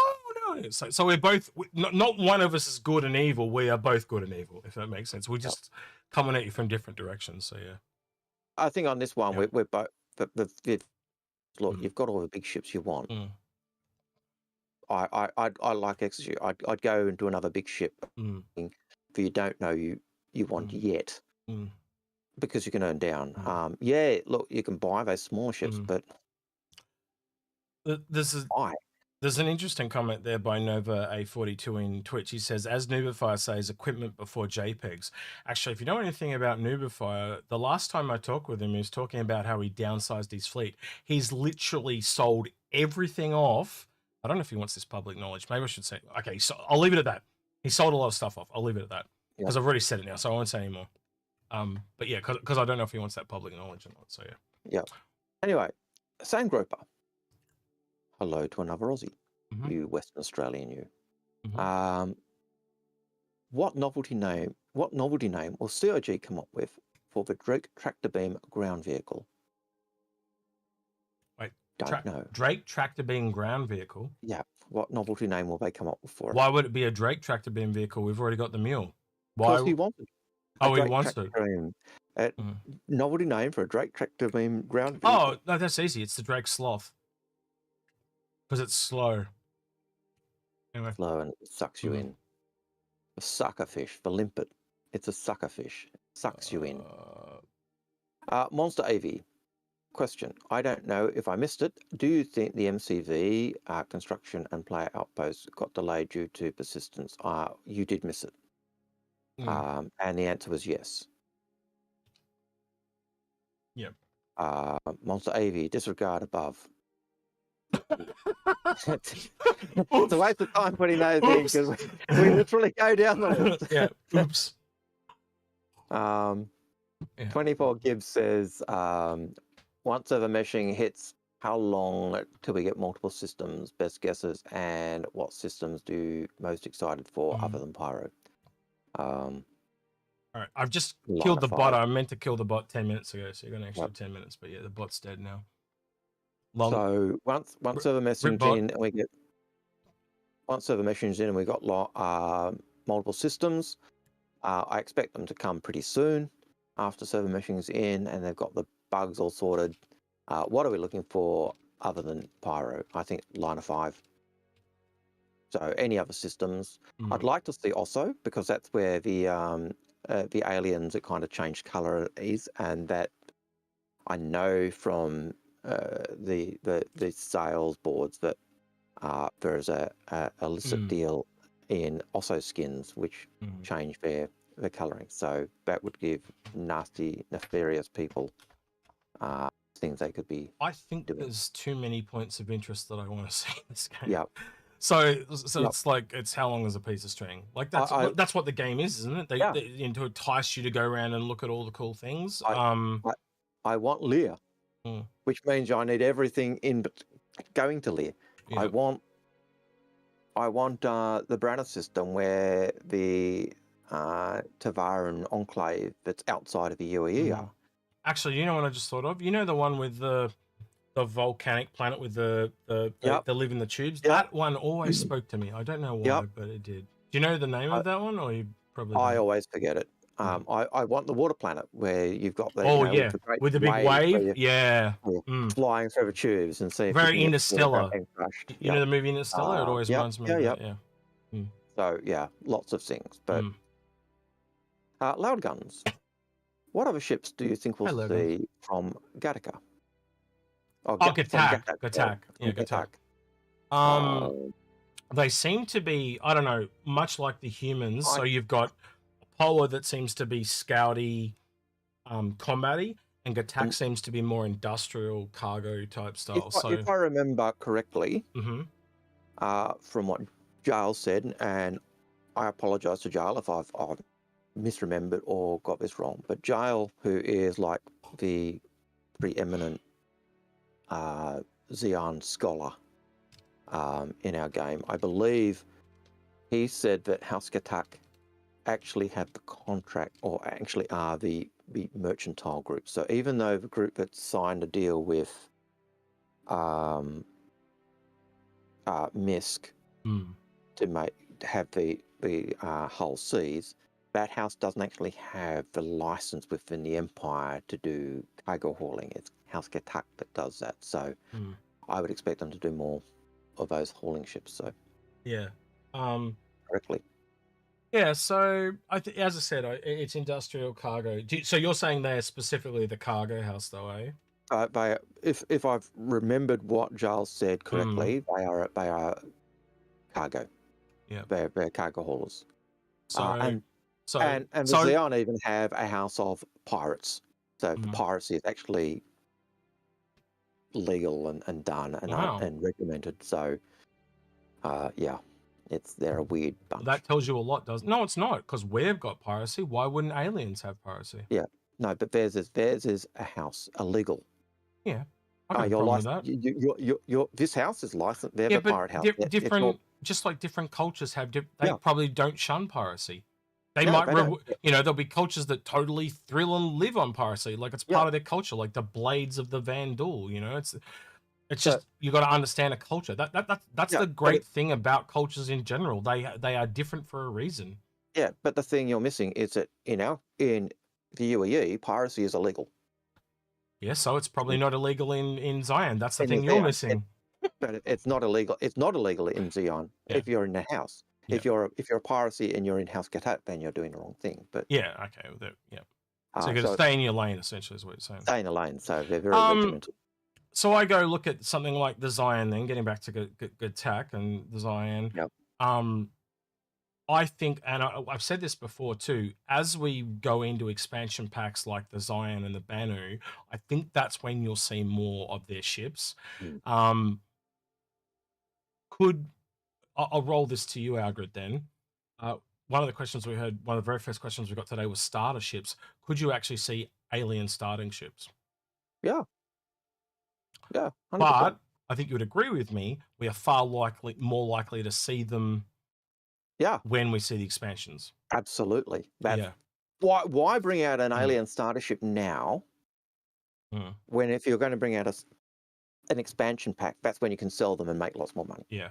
And we might see one or two of the more common ships, like the Raelian's obviously a more common one. We might see one or two industry ships come over. So we might, I know we'll force lots of mining are taken, right? But like say we could have seen a Zion mining vehicle. That doesn't mean we won't see a Zion refining vehicle or something like that. That might be something they still bring in, right? But it's not going to be the entire mining of Zion. They want to have a little bit of cross promotion, like that sharing of culture and stuff like that. But you're going to see like everything we're seeing right now is just the human ships. You take all those human ships and you and I'm going to be crazy when I say this. Like people are going to go, "You're an idiot." 200 ships for humans. Why wouldn't you have 200 alien ships? The one exception to that is the Banu race. All their ships are the best of the best. So they probably just have the best mining ship. They might not have 4 mining ships. They just have 1. That's a misnomer. It's not the best of the best. It's the best. They use the best of what they consider the best. So you know what I mean, though, right? That's what I mean.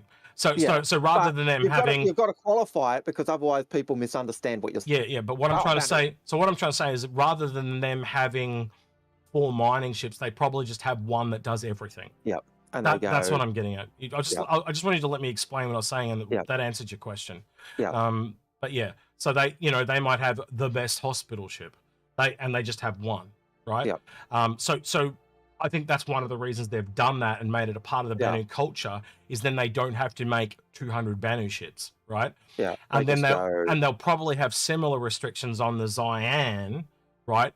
Where, like Algared just said, they have a piracy house, but they might be completely opposed to medical care, as an example. No, I'm not saying they are. I'm just giving it as an example. So they don't have any hospital ships, right? So they'll find way to trim the fat so they don't have to make 200.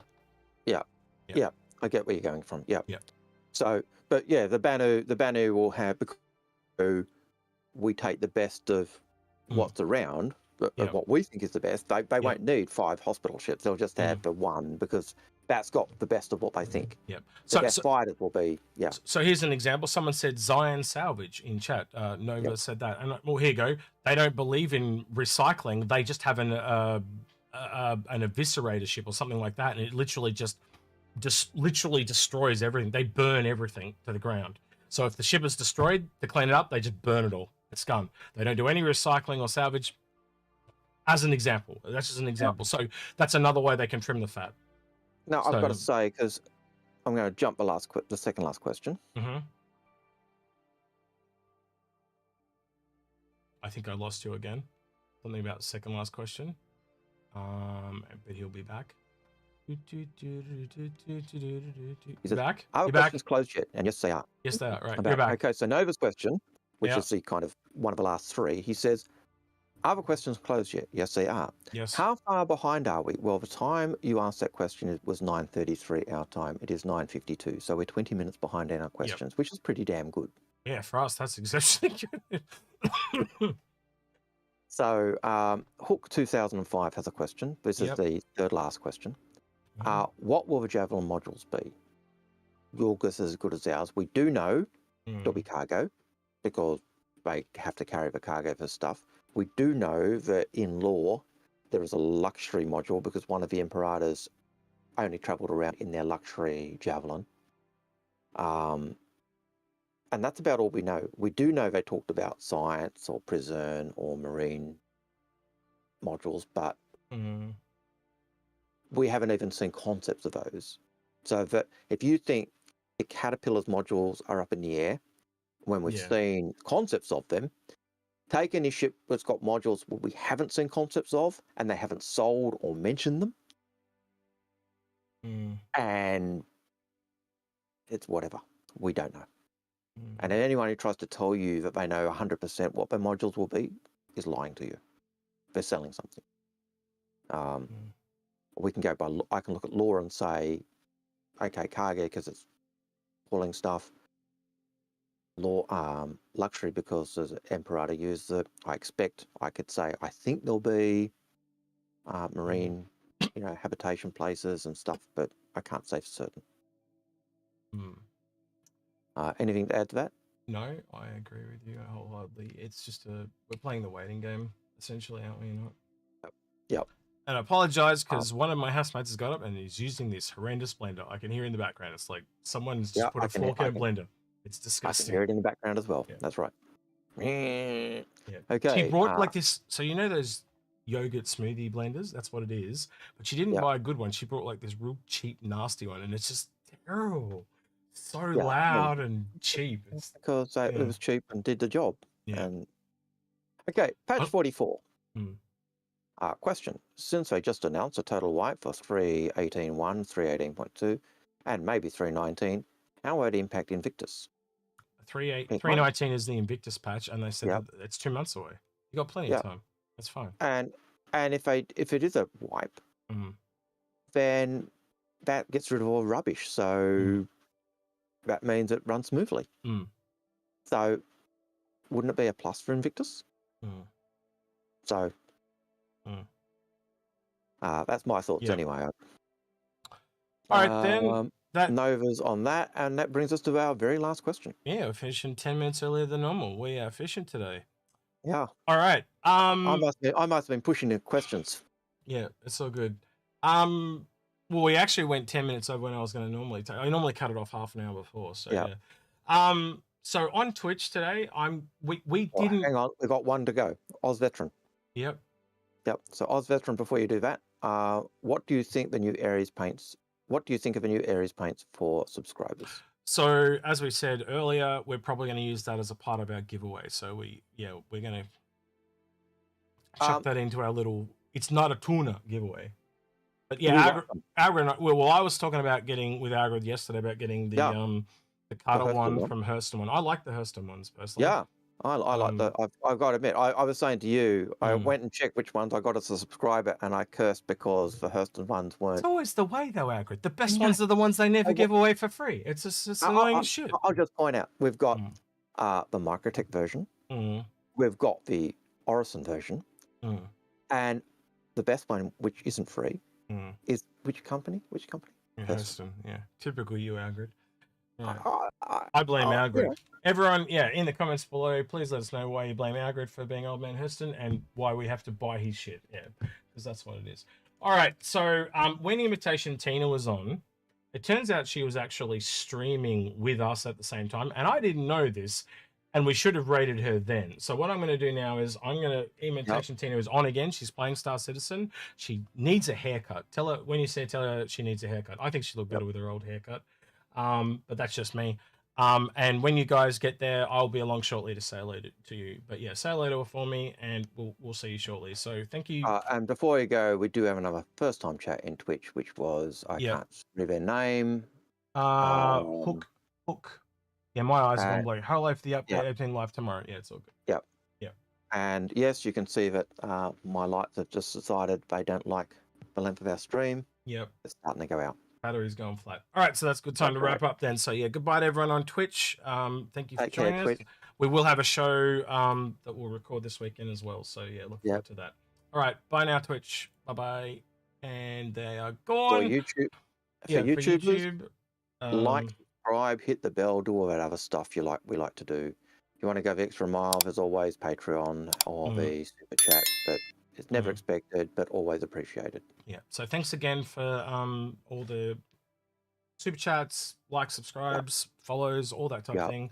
Again, we'll have a show this weekend. As usual, we have no idea what it's going to be. We kind of make them up on the spot, which is kind of a weird thing about us. But we do have that episode. We do have to actually I won't mention it, but should we do that episode for this week? The one we were talking about doing tomorrow. Do you know the one that we've organised in the past that we've got to get round to doing? Do you know what I'm talking? We've got to get around to, but we've got to do some gameplay and practice. We could do that. All right, we'll do that. So yeah, look forward to that. Depending on whether we get the time to actually get in and practice and get everything. It might be a bit. So just to let you guys know, it might be a bit of a hardware review or software review, but it's for Star Citizen. So yeah. Bit of a tip, maybe. If it doesn't happen, it doesn't happen. If it does, it does. So yeah. We certainly want to get that done in the next while. All right then. Thank you for joining us all. He's been Algared. He's been Execute. And we'll catch you in the next one. Bye.